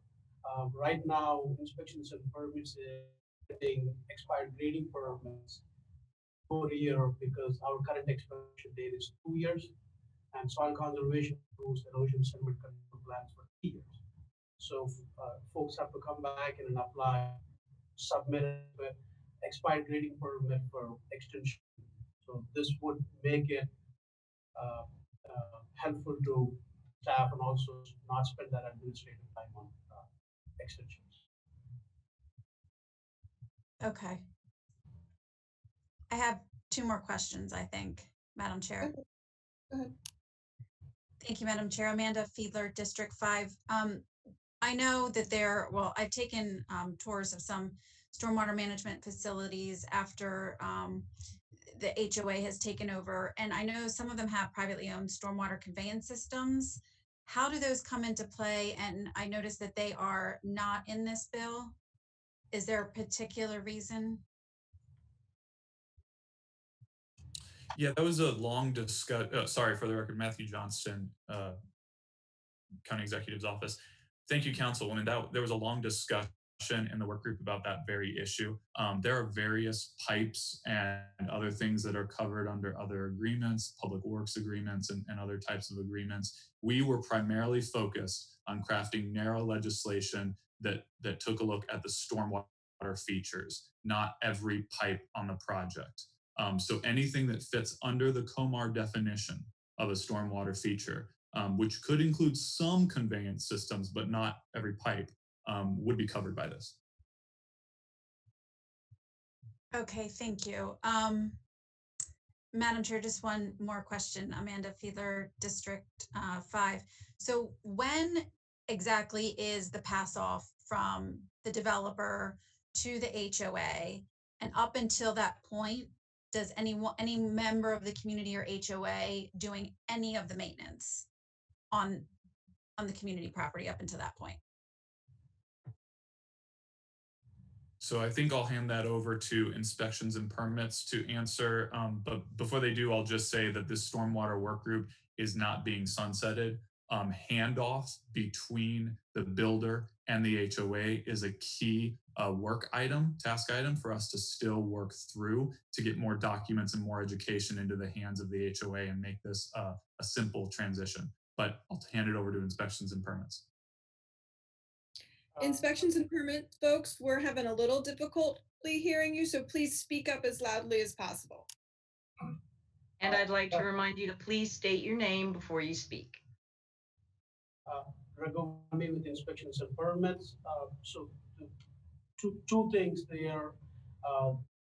The department inspection permit will be implementing a HOA handoff process in conjunction with this. Apart from this bill, sometime this winter or early spring next year.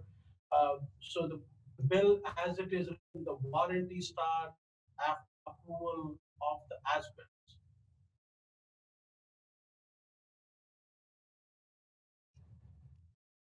Did you hear that, Ms. Fiedler? I did, Madam Chair. If I can just ask one more follow-up question to that, and I think then I am done. Amanda Fiedler, District 5. So in that time frame, assuming this bill passes, but we have not yet introduced the next bill that cleans up that passing of the stormwater management best practices from the builder to the HOA, are they or any community that is built in that time open to some kind of lapse in legislation? I'm just trying to figure out time-wise how they merge together into one cohesive action. This is Al, District 2. I don't think anybody that this bill, any grading permit as built would happen between now and the community's not going to rise up out of it. We don't build that fast, even though people think we do. But inspections and permits might want to weigh in. Raghuwami with inspections and permits. So the HOA handoff is a policy that the department can implement. It's not a requirement by the code, but that is something based on the feedback and the work group that we have with multiple stakeholders. That is something that the department is implementing separately from this legislation.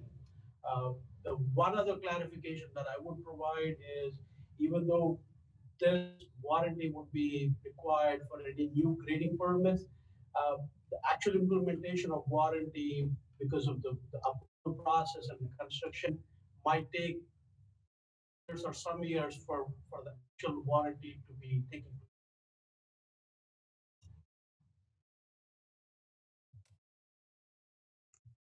Does that answer your question, Ms. Fiedler? I think I'm going to have to, for audio reasons, follow up with the department at a later time. Thank you. Ms. Hare. Thank you, Madam Chair. Jessica Hare, District 7. I am trying to understand what is going to constitute needing a repair or what has failed, assuming a plan. I don't know what the BMPs might be preparing for, a 2-year storm, a 10-year storm, whatever it might be. And in the intervening year, we get the tornado that just went through. I would imagine a whole lot of BMPs were destroyed or otherwise harmed by that. Does that type of overwhelming of the system, is that going to be covered under a warranty such that someone from a few years prior would have to come back and fix that under this warranty provision? So Matthew Johnston, for the record, County Executive's Office. To be clear, the 2-year warranty only takes effect on new permits approved after the effective date of this bill. So that would be the start of it. And it would only run for 2 or 4 years. If there was a repair that had to be made in those 2 years, it could run for an additional 1 or 2 years after that. In terms of what constitutes a failure, if you will, during an inspection, that's why we were very keen to use the term maintenance inspection as prescribed by the Stormwater Manual. And I would hand it over to Eric Michelson, who might be able to tell you a little bit more about how familiar the building industry and our county inspectors are with this maintenance inspection that is required of these BMPs. Eric Michelson, Public Works. So again, as Matt has said, the conventional stormwater practices, whether they be private or public, require a 3-year inspection by the county. The Department of Inspections and Permits conducts the inspection of private facilities, and Public Works conducts the inspection of public facilities. But if there are issues, say with the functional capacity of one of those facilities that have been impacted as a result of any sort of storm event, those would trigger a maintenance activity that would be required either by the public owner, if it's a public facility, or by the private owner. So it really, sort of the maintenance necessity occurs without regard to whether we've had large storm events or small storm events in the past. Generally speaking, we have not seen damage that has occurred as a result of these bigger storm events. So, or the tornado, for instance, that we just had. They tend to go through these systems. A lot of times the maintenance that occurs is because there may be vegetation growing in places where it's not supposed to be growing, or there's been some issue with the pipe infrastructure within a facility, or sometimes with the newer facilities that are intended to infiltrate water into the ground, there may be clogging of those facilities, or say erosion on the side slopes as a result. And so what this bill really does is protects those homeowners associations who are getting these facilities when they're right out of the box, essentially, and also, frankly, most vulnerable from having to be on the hook for the repair of those, and keeping them on the books for the developer, and really creating an incentive to build them right in the first place. But like I say, for the most part, if these facilities are going to have an issue, it often at times is in that first year or two, as they're getting established, as plants are getting established, as grass is coming in on the side slopes and that sort of thing. Okay, that's helpful. And I'm not trying to suggest that it's good or bad one way or the other. I just want to make sure I understand exactly what's covered. And so it sounds like no matter the cause, if there's clogging of one of these items, whether it's a 100-year storm or trees falling into it or whatever it might be, that still falls under this quote unquote maintenance warranty for however long it's in effect. That's correct. Okay, thank you very much. Do we have any other questions or comments for Bill 67-20? Seeing none, we will dismiss this group and move on to Bill 6820. Thank you for hanging with us all day. 6820 is for the administration. Thank you, Mr. Barron. Thank you, Madam Chair. 6820 is part of a package of two bills that we will discuss today. It is the first in that package. Joining me at the table is our Planning and Zoning Officer, Mr. Kai Ziegler, and Miss Lori Rhodes. From Finance, Miss Karen McQuaid, and from Law, Miss Kelly Kenny. Well, it appears we have Mr. Kai Ziegler's office. We'll hopefully get him. So Bill 6820 eliminates the separate conditional uses of breweries and wineries on farms and creates a new, broader conditional use category that would allow all types of alcohol production that can occur on farms. It encompasses best practices by Maryland and in Virginia jurisdictions that regulate this use. The bill provides regulations that are predictable and consistent so the farm alcohol industry can plan for this use accordingly. It also includes protections to mitigate adverse impacts for non-farmers whose property may adjoin this use. This bill was brought to the administration by the Agricultural Farming and Agritourism Commission. The administration supports this bill in the interest of full disclosure. The county executive does have an interest in a family land trust. On that land, there is a winery. That winery, the county executive has no financial interest in the winery. With that, administration supports this bill and happy to answer any questions. Questions regarding Bill 6820?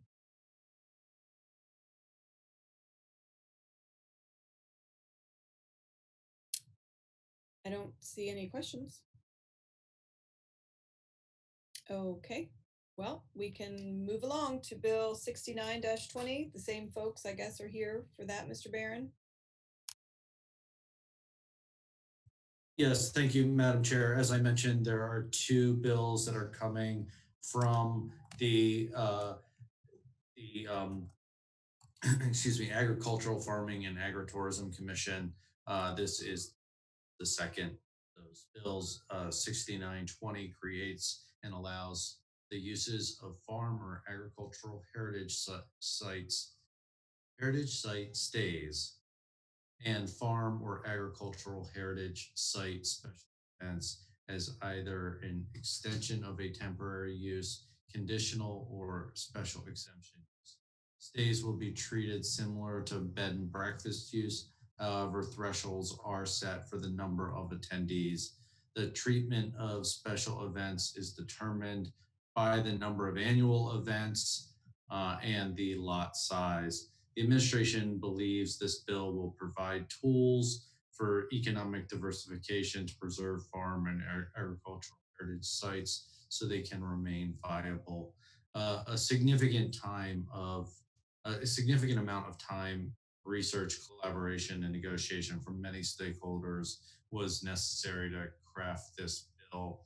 The continued protection, preservation, promotion of farms and agricultural heritage sites is critical to ensuring tourists will keep visiting this county. As with Bill 6820, it includes protections to mitigate the adverse impacts for properties that may adjoin these uses. I do want to just take this moment to thank the good folks at Planning and Zoning, and I see Miss Jane Cox has joined us to help answer any questions. So please welcome her as well. And I do want to thank Office of Law and Planning and Zoning in particular for all the work that went into craft these very complicated compromises to help preserve and protect our agricultural areas of the county. So with that, we are happy to answer any questions. Ms. Hare. Thank you, Madam Chair. And I'll try and be very brief because I have sat in on some of the Agritourism Commission meetings to try and get an understanding. And I know that you all have been working on this for a long time. My understanding is the basic premise of this is a tiered system. Is that fair? So it's, the smaller the parcel, the fewer events, the shorter number of stays, and then larger parcels where neighbors are farther away and concerns about noise or whatnot may not be as um, burdensome, have a little more leeway in what they can do. And that's how that the whole bill has been structured. Is that roughly accurate? That is Ms. Corey Rhodes, Assistant Planning and Zoning Officer. That is correct. Okay, great. Thank you. That's all I have. Ms. Fiedler. Thank you, Madam Chair. Amanda Fiedler, District 5.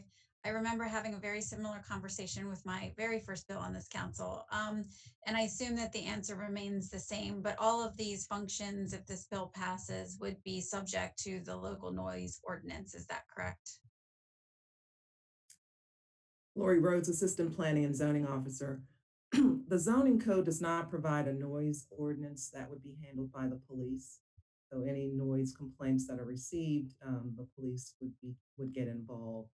But the bill is structured that, of course, we have enforcement powers over these uses, whether it be something that would be considered discretionary as a temporary use, all the way up to the special exception use where a hearing officer can place additional conditions for mitigation of adjacent properties. So yes, their enforcement powers will ensure that these uses will not have these significant adverse impacts that are perceived when you have this type of use.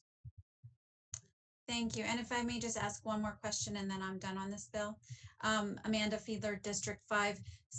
It was brought to my attention by some members of the community.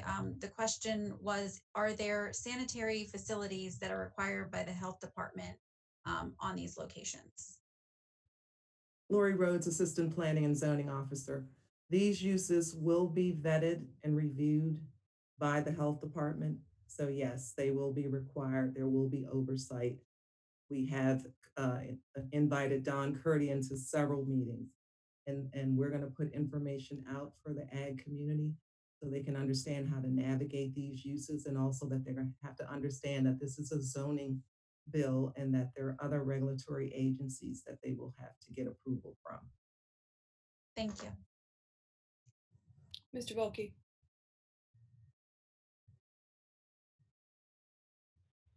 Thank you, Madam Chair. Nathan Volkey, District 3. So in looking at the use chart that's included in the bill, it looks like on the bottom of page 3, top of page 4, you've included as a special exception use in R1, the ability to have these farmer agricultural heritage sites and the farmer agricultural site stays.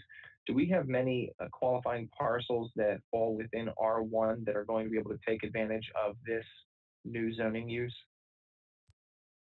Lori Rhodes, Assistant Planning and Zoning Officer. What I can provide you is the map that was provided a couple years ago, I believe, when we were discussing breweries. We do have a list of the number of parcels that are 10 acres that would be able to take the opportunity of trying to start a business on their farm or agricultural site. What I do need to provide, in addition to what we provided a couple years ago, is information from Ms. Cox regarding the agricultural heritage site stays. And so I can provide that information to you. Yeah, Nathan Volkey, District 3. Thank you, Ms. Rhodes. I'd appreciate that. The only thing that I note, I think the last time that we did that map, I don't remember if, you can correct me if I'm wrong, I don't remember whether R1 was in there or not. I know we definitely had RA and RLD, but I wasn't sure about R1. So if we can just double check that. I will. Thank you. Thank you. Ms. Hare.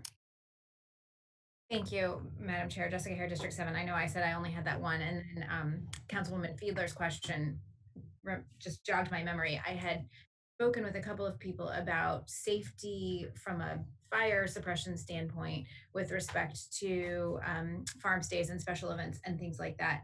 By virtue of it being a special exception, will that review get triggered, or does this bill not consider anything with respect to fire suppression or other public safety in that regard? Again, Lori Rhodes, Assistant Planning and Zoning Officer. This is the zoning bill, so they would have to meet the requirements of zoning. But then the next step would be whether or not they meet the thresholds that would require a site development plan. And that's where adequacy of public facilities would be reviewed as part of any site development plan for use based on thresholds. So fire suppression would be one of the APF reviews. Okay. Do any of these tiers in here not trigger the adequate public facilities? Yes, there are two tiers under the actual special events. The special events 1 to 8, that would be a discretionary approval where we will allow up to 8 events. We're proposing to exempt that use from the site development plan, as well as events with 9 to 15 events. And So that's something that, go ahead. I'm sorry, I didn't mean to. So anyone hosting fewer than 15 events a year? Yes. Okay. What about the stays? Would it be fewer than 15 farm stays also? Well, stays becomes a little bit more complicated. Lori Rhodes, Assistant Planning and Zoning Officer. Stays becomes a little bit more complicated because it all depends on how many stays. From a zoning standpoint, we would allow up to 14, which aligns with the bed and breakfast use. However, if there are more than 5 annual stays, they would be subject to COMAR regulations for campgrounds. And that way they would have to provide all of the facilities for sanitation, et cetera, and the health department would be involved in that review. Okay, so fewer than 15 events and or fewer than 5 stays. There's no site development plan. Site development plan, right, but there's still state regulations that they may be subject to, depending on their work, depending on their business plan, which is why we plan on putting out information to guide them through and navigate through these regulations. Okay, that's helpful. Thank you so much. Mm-hmm. Are there any other questions for the panel about 69-20 at this time? Okay, thank you so much. Thanks for hanging with us today. We're going to move on to bill number 70-20. Madam Secretary, at this time, I'd like to be added as a co-sponsor to this bill. I'm going to pass it on to the administration. Mr. Barron. Thank you, Madam Chair. I have a big group. Hopefully, a number of them were able to stick around. From personnel, Ms. Dickerson and Ms. Harold should be available. Unfortunately, I think Ms. Badowski had to take off. From budget, Mr. Tarou. From police, Major Passman. From fire, our chief, Chief Wolford. From detention, Superintendent Martin. The Sheriff Fredericks. And from law, Ms. Blair Klausmeyer. Forgive us if not everybody was able to stick around this late in the afternoon. So Bill 7020 will ensure that when a public safety employee is disabled, the county will live up to our responsibility and provide an appropriate pension for them. Each of the county's 4 pension plans provide pension benefits for an employee who is or becomes totally and permanently disabled and meets certain criteria. All of the plans offer a service-connected and a non-service-connected disability benefit. It's important to understand that. Sideways Chief Wolford is pretty cool. To be eligible for a disability pension, all of the plans require that the disability prevent the participant from performing their regular duties. In the employee's plan, the participant must also be and remain unable to be employed by the county in some other position for which the participant is suited by or which is appropriate to the participant's training experience. In the fire, police, detention officers, and sheriff's plan, the disability also must prevent the participant from performing any other assignment within their respective department. this bill, I think the way to explain it is to use an example. So this bill will codify the practice that, for example, if a firefighter is disabled and can no longer be a firefighter because of that disability, they would not have to take a non-sworn job in the fire department. So they would become eligible for their disability pension. The same example could be used in police or the sheriff's or detention. This bill comes as the result of some extensive discussion with the employee representatives, personnel law, and the administration. As well as a number of the members of the council. Ready to turn my computer off and just. Laura, can we mute Miss Rhodes? Can we mute Miss Rhodes? Can we mute Miss Rhodes, please? Oh, I'm sorry. Lori, you need to mute you. There you go. The joys of Zoom, right? The one last thing, there is the provision added that the participant would be disqualified from the service-related disability pension if that person becomes employed in a position with the same requirements as the participant's regular assignment during the first 5 years of receiving the pension. The purpose of this provision is, to prevent. I'll stick with the firefighter example because I used it earlier, not to call out that department. But say a firefighter gets their disability pension in Anne Arundel County, they can't go over to another jurisdiction and become a firefighter. And Ms. Dickerson and the team on the Zoom are here to answer any questions you may have. So thank you. Are there any questions for the administration regarding Bill 70-20?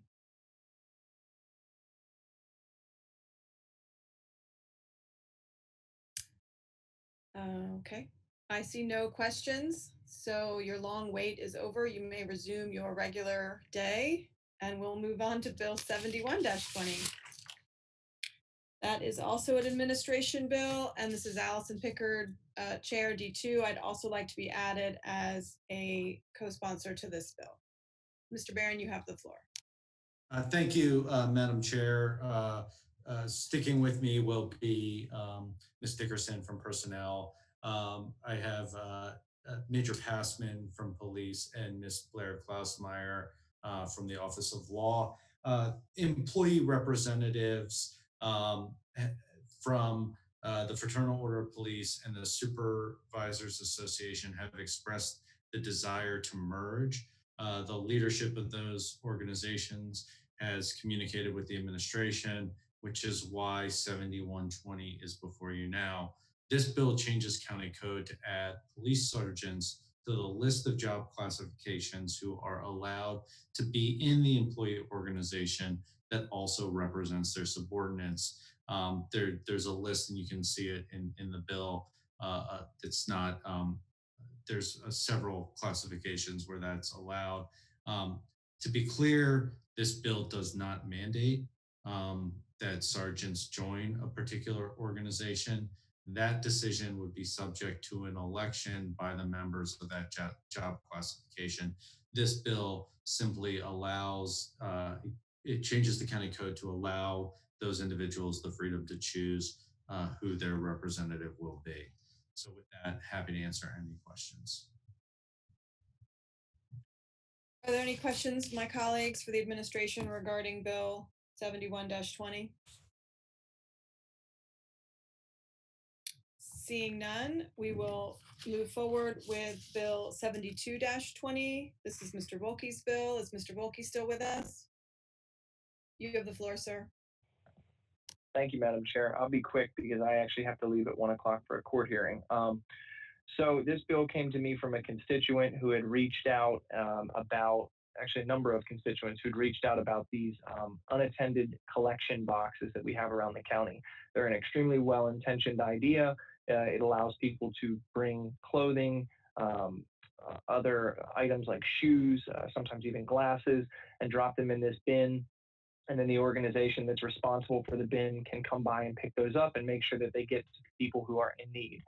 Unfortunately, the challenge that we were seeing a lot of was you were either seeing overflowing bins where too many items were being placed inside the bin, or a lot of items were being placed around the bin. It was then becoming an eyesore. And in some instances, I had heard of food being outside of the bins because I think people, again, well-intentioned, were trying to leave things to help others, and it ended up attracting animals.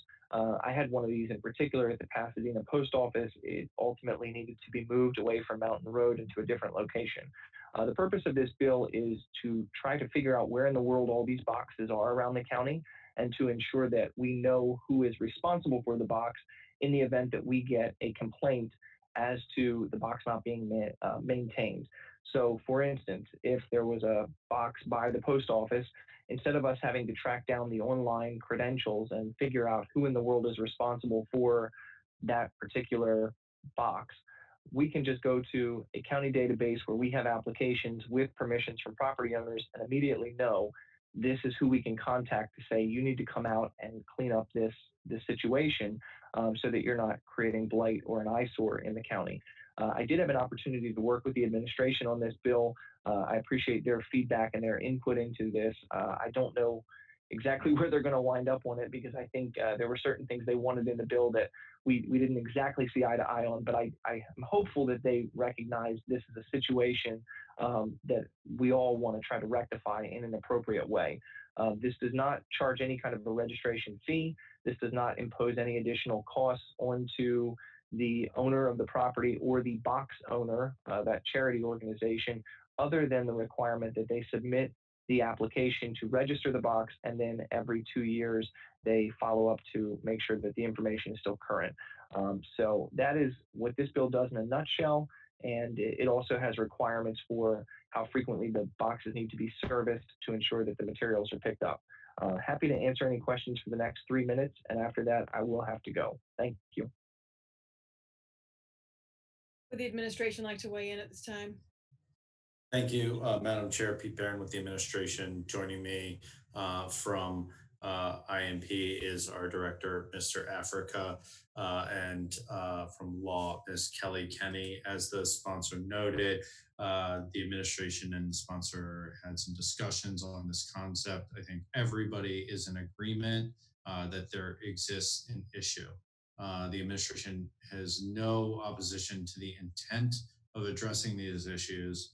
We are well aware of the blight and the fact that there are several for-profit actors out there with these boxes. However, the bill that is before you does not address the administration's concern, so therefore we are not able to support at this point. Our issue really boils down to the fact that this bill creates an unfunded mandate on inspections and permits. The administration floated several ideas to the sponsor to try to address our concerns. I point the council to Baltimore County's law. They have a very comprehensive code on this situation, and will, if we could do something a la Baltimore County, it would give the county the ability to have the resources to address these issues. But at this point in time, this bill puts an unfair or unfunded mandate on inspections and permits, who doesn't have the resources to do the enforcement that this bill calls for. One thing I will suggest, because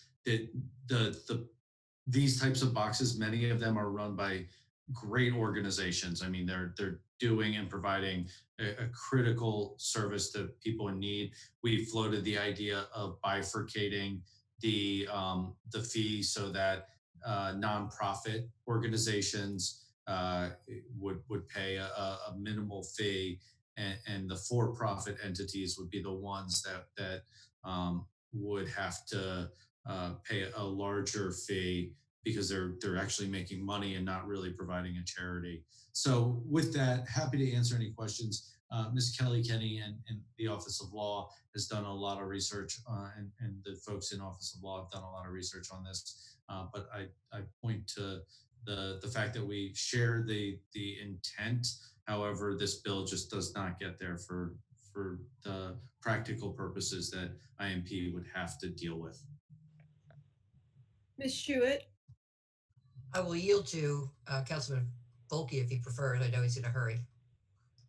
Well, I was only going to say, I unfortunately have to run. I look forward to sort of catching up on this debate when I watch the video recorded version of this, but I appreciate that. Thank you. Ms. Schuett? Okay. If a person lives in a neighborhood, like lives near the post office that was mentioned, and there is junk flowing out of the box, or there's food there and it's attracting animals or whatever it may be, if that person calls zoning enforcement or emails them to report that, will the zoning folks come out and check that out, even without this bill? Kelly Kenny, County Office of Law, I can probably answer that on behalf of OPZ. Yes, I think that is correct. That would fall within the category of junk and solid waste, and that is a violation of the county code. So zoning enforcement would take a look at that and consider enforcement. And if there were food or things that were attracting rodents, that would actually fall within the jurisdiction of the health department, and they would take a look at that as well. And Ms. Schuett, I couldn't find my unmute button, but I'll echo what Ms. Kenny said and just say this bill calls for a little bit more than a complaint-based system.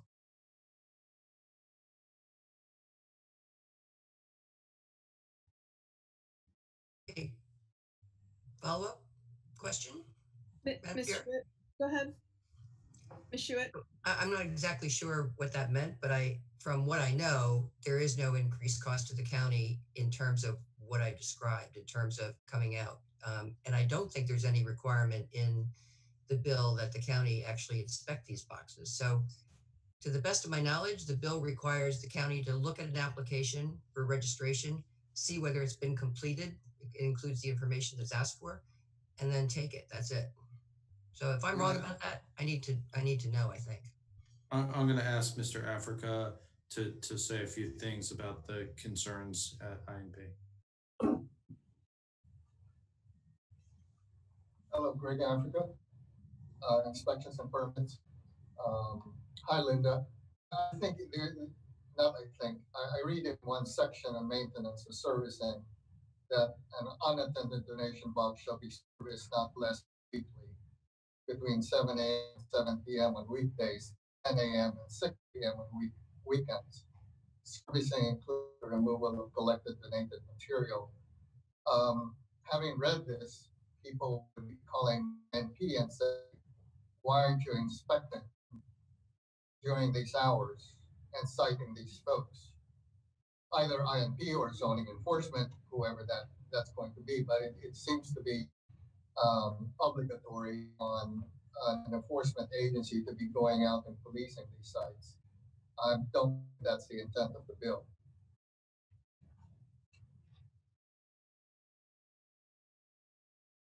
Ms. Lacey, you had your hand up. Did you have something to add?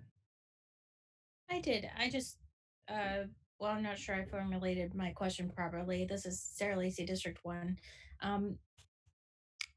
It seemed to me that these boxes are only on private property because there's some agreement between the property owner and the box owner. And normally we have been reluctant to interfere in what you could say are the contractual relations between those types of parties. It would seem to me, I mean, I have no idea what the agreements are or what they look like, but I sure would love to see one if somebody had one. I'd love to know how many times, people think there are complaints about these boxes that are reported, because it seems to me that between the property owner and the box owner, the property owner ought to say, you can put your box here, but you need to clean up if there's a problem. Or if I clean up, and I call 1-800-GOT-JUNK to pick up all the stuff that's left around you because I've been cited, then I'm going to put that fee, my expense, back onto you, box owner. Um, Even for, whether it's a nonprofit or charity or other for-profit entity, doesn't matter. They still are responsible for how they use the property. So I at this point, I'm not sure how I feel about this bill. One, I'm not quite sure it solves the problem that it's being intended to solve, but I'm not entirely sure either that the mechanism is really directed at the right parties. Um, and I'd like to know more. I don't think we have enough factual information right now for this kind of legislative solution.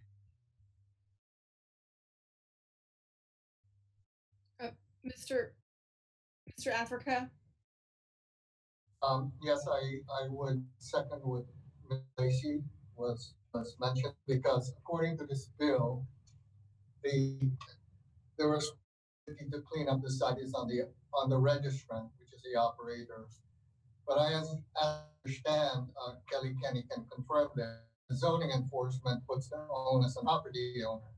So the registrant is the operator, and the zoning enforcement is on the property owner. So it's also a little confusing. Kelly, could you chime in, please? Sure, Kelly Kenny, Office of Law. That is correct. For the most part, zoning enforcement does take enforcement action against the property owner for violations that are on their property. Ms. Schuett. That was the point I was going to make, is the property owner is liable no matter what for the junk or whatever it may be on the property. But in addition, a fair number of the collector bins around the county, I'm told, they just go there and they put the bin there. They don't have an agreement with the property owner. I'm sure that some must, but the ones I've heard of do not have an agreement with the company that puts the box on the property. Madam Chair. Ms. Lacey.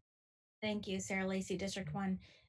So as a follow-up to that, Ms. Schuett, what would happen if if I'm a property owner, I have someone comes along and puts an actual donation collection box on my property, and I don't have an agreement with them, and I don't have any contract with them, and then people start coming by and they leave cardboard boxes full of junk and food and whatever around that box. Is there any other mechanism? I can't think of any mechanism that says that it's somehow not my responsibility, like as the property owner, even if someone has come and left something on my property. If I have no idea who the owner of the donation box is, for example, if I can't reach them, I still have to remove that box, don't I? Isn't that still my responsibility? Madam Chair, I just did want to remind, it's been a little hit or miss, to please remind everybody to state their name every time before they speak. Thank you. Thank you. Ms. Schuett. Yes, Linda Schuett, council attorney. And I think you're absolutely right, Ms. Lacey. If there is junk on the property owner's property, the property owner is responsible for it, period, whether or not the property owner has an agreement with the owner of the donation bin that there should be some indemnification or a duty to do it yourself or whatever. I think the property owner and I think it's actually kind of surprising that so many property owners don't even say boo about this, that they just allow someone to put a box on their property, especially if there are problems with the box in terms of blight around the box. I'm surprised they don't clean that up, but in any event, the property owner is responsible no matter what.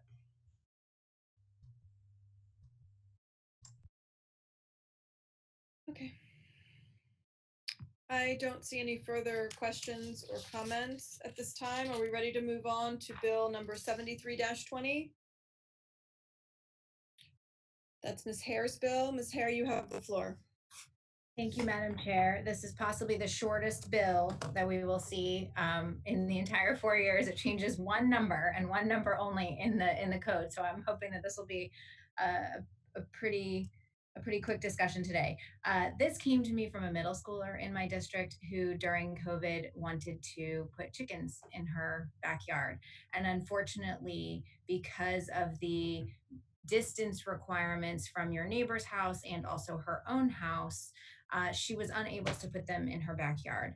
And she wrote this great email to me about how she would like to have these chickens and raise these chickens and add them to her family's diet, but that she couldn't. And she noted that the city of Annapolis has a 5-foot setback from your own house, whereas the county has a 25-foot setback from your own house. And I didn't want to change the setbacks to neighboring properties because I think that gets into a whole host of other potential issues. But changing the setback from 25 feet from your own house to just 5 feet from your own house would make all the difference to this middle schooler for her to be able to raise chickens in her backyard. I worked with planning and zoning. They checked with the Department of Health. No one is necessarily sure where this 25 feet came from initially or why it's there. And the health department confirmed that 5 feet from your own house would not be a health problem. So that's it. I would like to change the minimum distance to have chickens in your own yard to be 5 feet from your house rather than 25 feet from your house. And I'm hoping that everyone will support that. Thank you. Mr. Barron. Thank you, Madam Chair. Pete Barron with the administration, Ms. Lori Rhodes from OPC, and Ms. Claire Klausmeyer from Office of Law, and Mr. Kai Ziegler from OPC just joined us as well.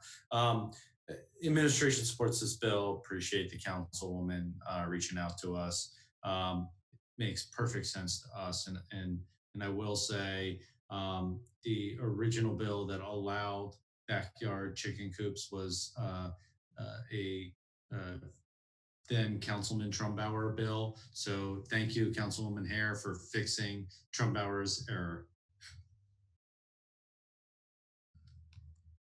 Are there any questions or comments regarding backyard chickens?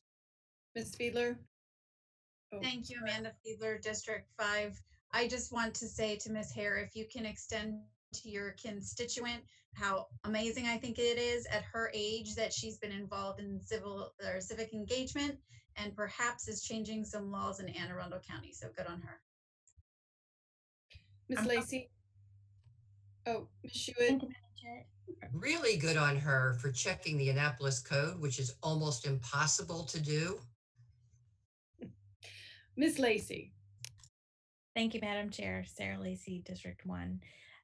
Is a question for the sponsor or perhaps somebody in environmental concerns? Should there be a requirement that any stormwater discharge, like coming out of your gutters, is discharging further away than whatever is the distance of the chicken coop from your house? So if your chicken coop is 5 feet from your house on one side and it's 6 feet deep, then I need to discharge my rainwater at least 11 feet or 12 feet or something away so that it's not going through the chicken coop. Or is that something that's sort of already included? I've never had a chicken coop. I don't know. Maybe that's something people just don't do anyway. Jessica Hare, District 7. I would love to have chickens in my backyard, and I don't. So I don't know whether people do it anyways.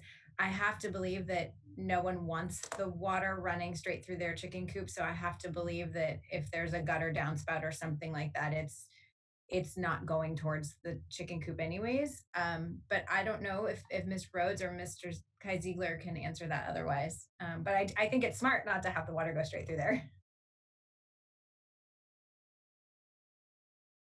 Lori Rhodes, Assistant Planning and Zoning Officer. Of course, that's something that I would have to investigate and get back to you to see if that's something that the Maryland Department of Agriculture takes into consideration when they vet these properties for keeping these coops.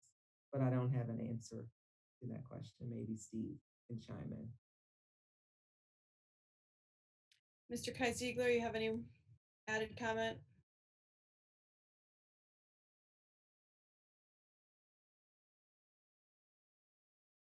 You're still muted. Oh. Oh, there you go. they're not working. So my apologies. Steve Ziegler, Planning and Zoning Officer. I've seen this in many jurisdictions who have legislation for chicken coops. I've never seen an issue where, I'm going to say stormwater or runoff from the house has ever been directed through the chicken coop. I'm not aware that there's any regulatory components with that, because you might have a similar issue with a dog who likes to use the same spot in a yard. So I just haven't seen it. So we probably have to look into it a little further, but I doubt there is anything on the books related to it. I think there would be common sense that you wouldn't want to locate your chicken coop in the direct path of your drain system running off your roof. It wouldn't be healthy for the chickens either. Thank you. Do we have any other questions or comments for bill number 73-20? Okay. Bill 74-20 is our last bill today. This is also Ms. Hare's bill. You have the floor. Thank you, Madam Chair. This bill is also pretty short, and Ms. Schuett could actually probably give a little bit of additional background on the legal piece of why we're doing it as an uncodified bill. But essentially, the backstory for this, when we initially discussed emergency powers back in March with the county executive, the primary reason that we discussed with Mr. Swain at the table was this extension of deadlines for people in the county. We wanted to make sure anyone who wanted to apply for a tax credit or who had a permit they were submitting for, that their deadline was told, given all of the shutdowns and the county buildings not being open and other just difficulties that generally come with this time. So that proceeded for some time. In June, the county executive ended that tolling of the deadlines. And as a result, we've had at least one that I'm aware of, but it sounds like from finance, there may be a couple of others, firefighters who have been unable to apply for the property tax credit for this year. And I was contacted by one such particular firefighter who would really like to be able to receive that property tax credit in this year. The only way, because of the way the code is written, the county cannot take a late application.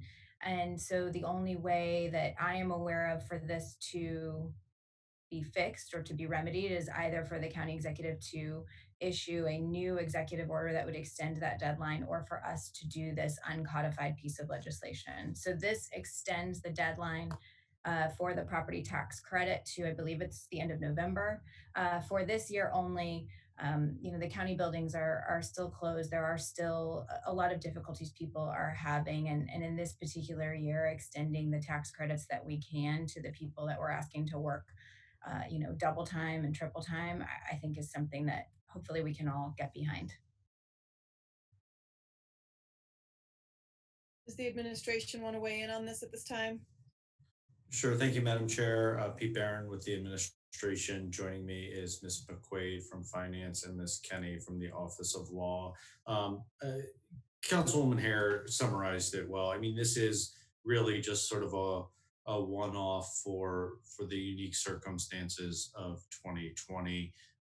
The administration supports this bill. It would have been a little awkward for us to do an executive order just for really one person. So I think it's important for the council to consider a few things as you do this. But given the unique circumstances of the year, it totally makes sense to provide a little extra benefit. As Councilwoman Hare mentioned, the deadline was extended. There are, I think, and Ms. McQuaid can correct me if I'm wrong, but I think 749 people who did not miss the deadline. The vast majority of people were able to follow the rules and gain the tax credit. So it's just something for the council to be cognizant of as you create sort of a special exception for one very deserving person, but you're still changing the rules at the end of the day. So with that, the administration supports it. Just wanted to make sure you had all the information at your fingertips. So thank you. Do you have any questions or comments regarding 74-20? Seeing none, I believe we have gotten to the end of our work session agenda. I appreciate everyone's time today, especially our panelists joining us from the administration to answer our questions. We will return for our next scheduled council meeting, I believe September 21st at 6 p.m. Check the website for all the ways to engage with the council. Thank you. This meeting's adjourned.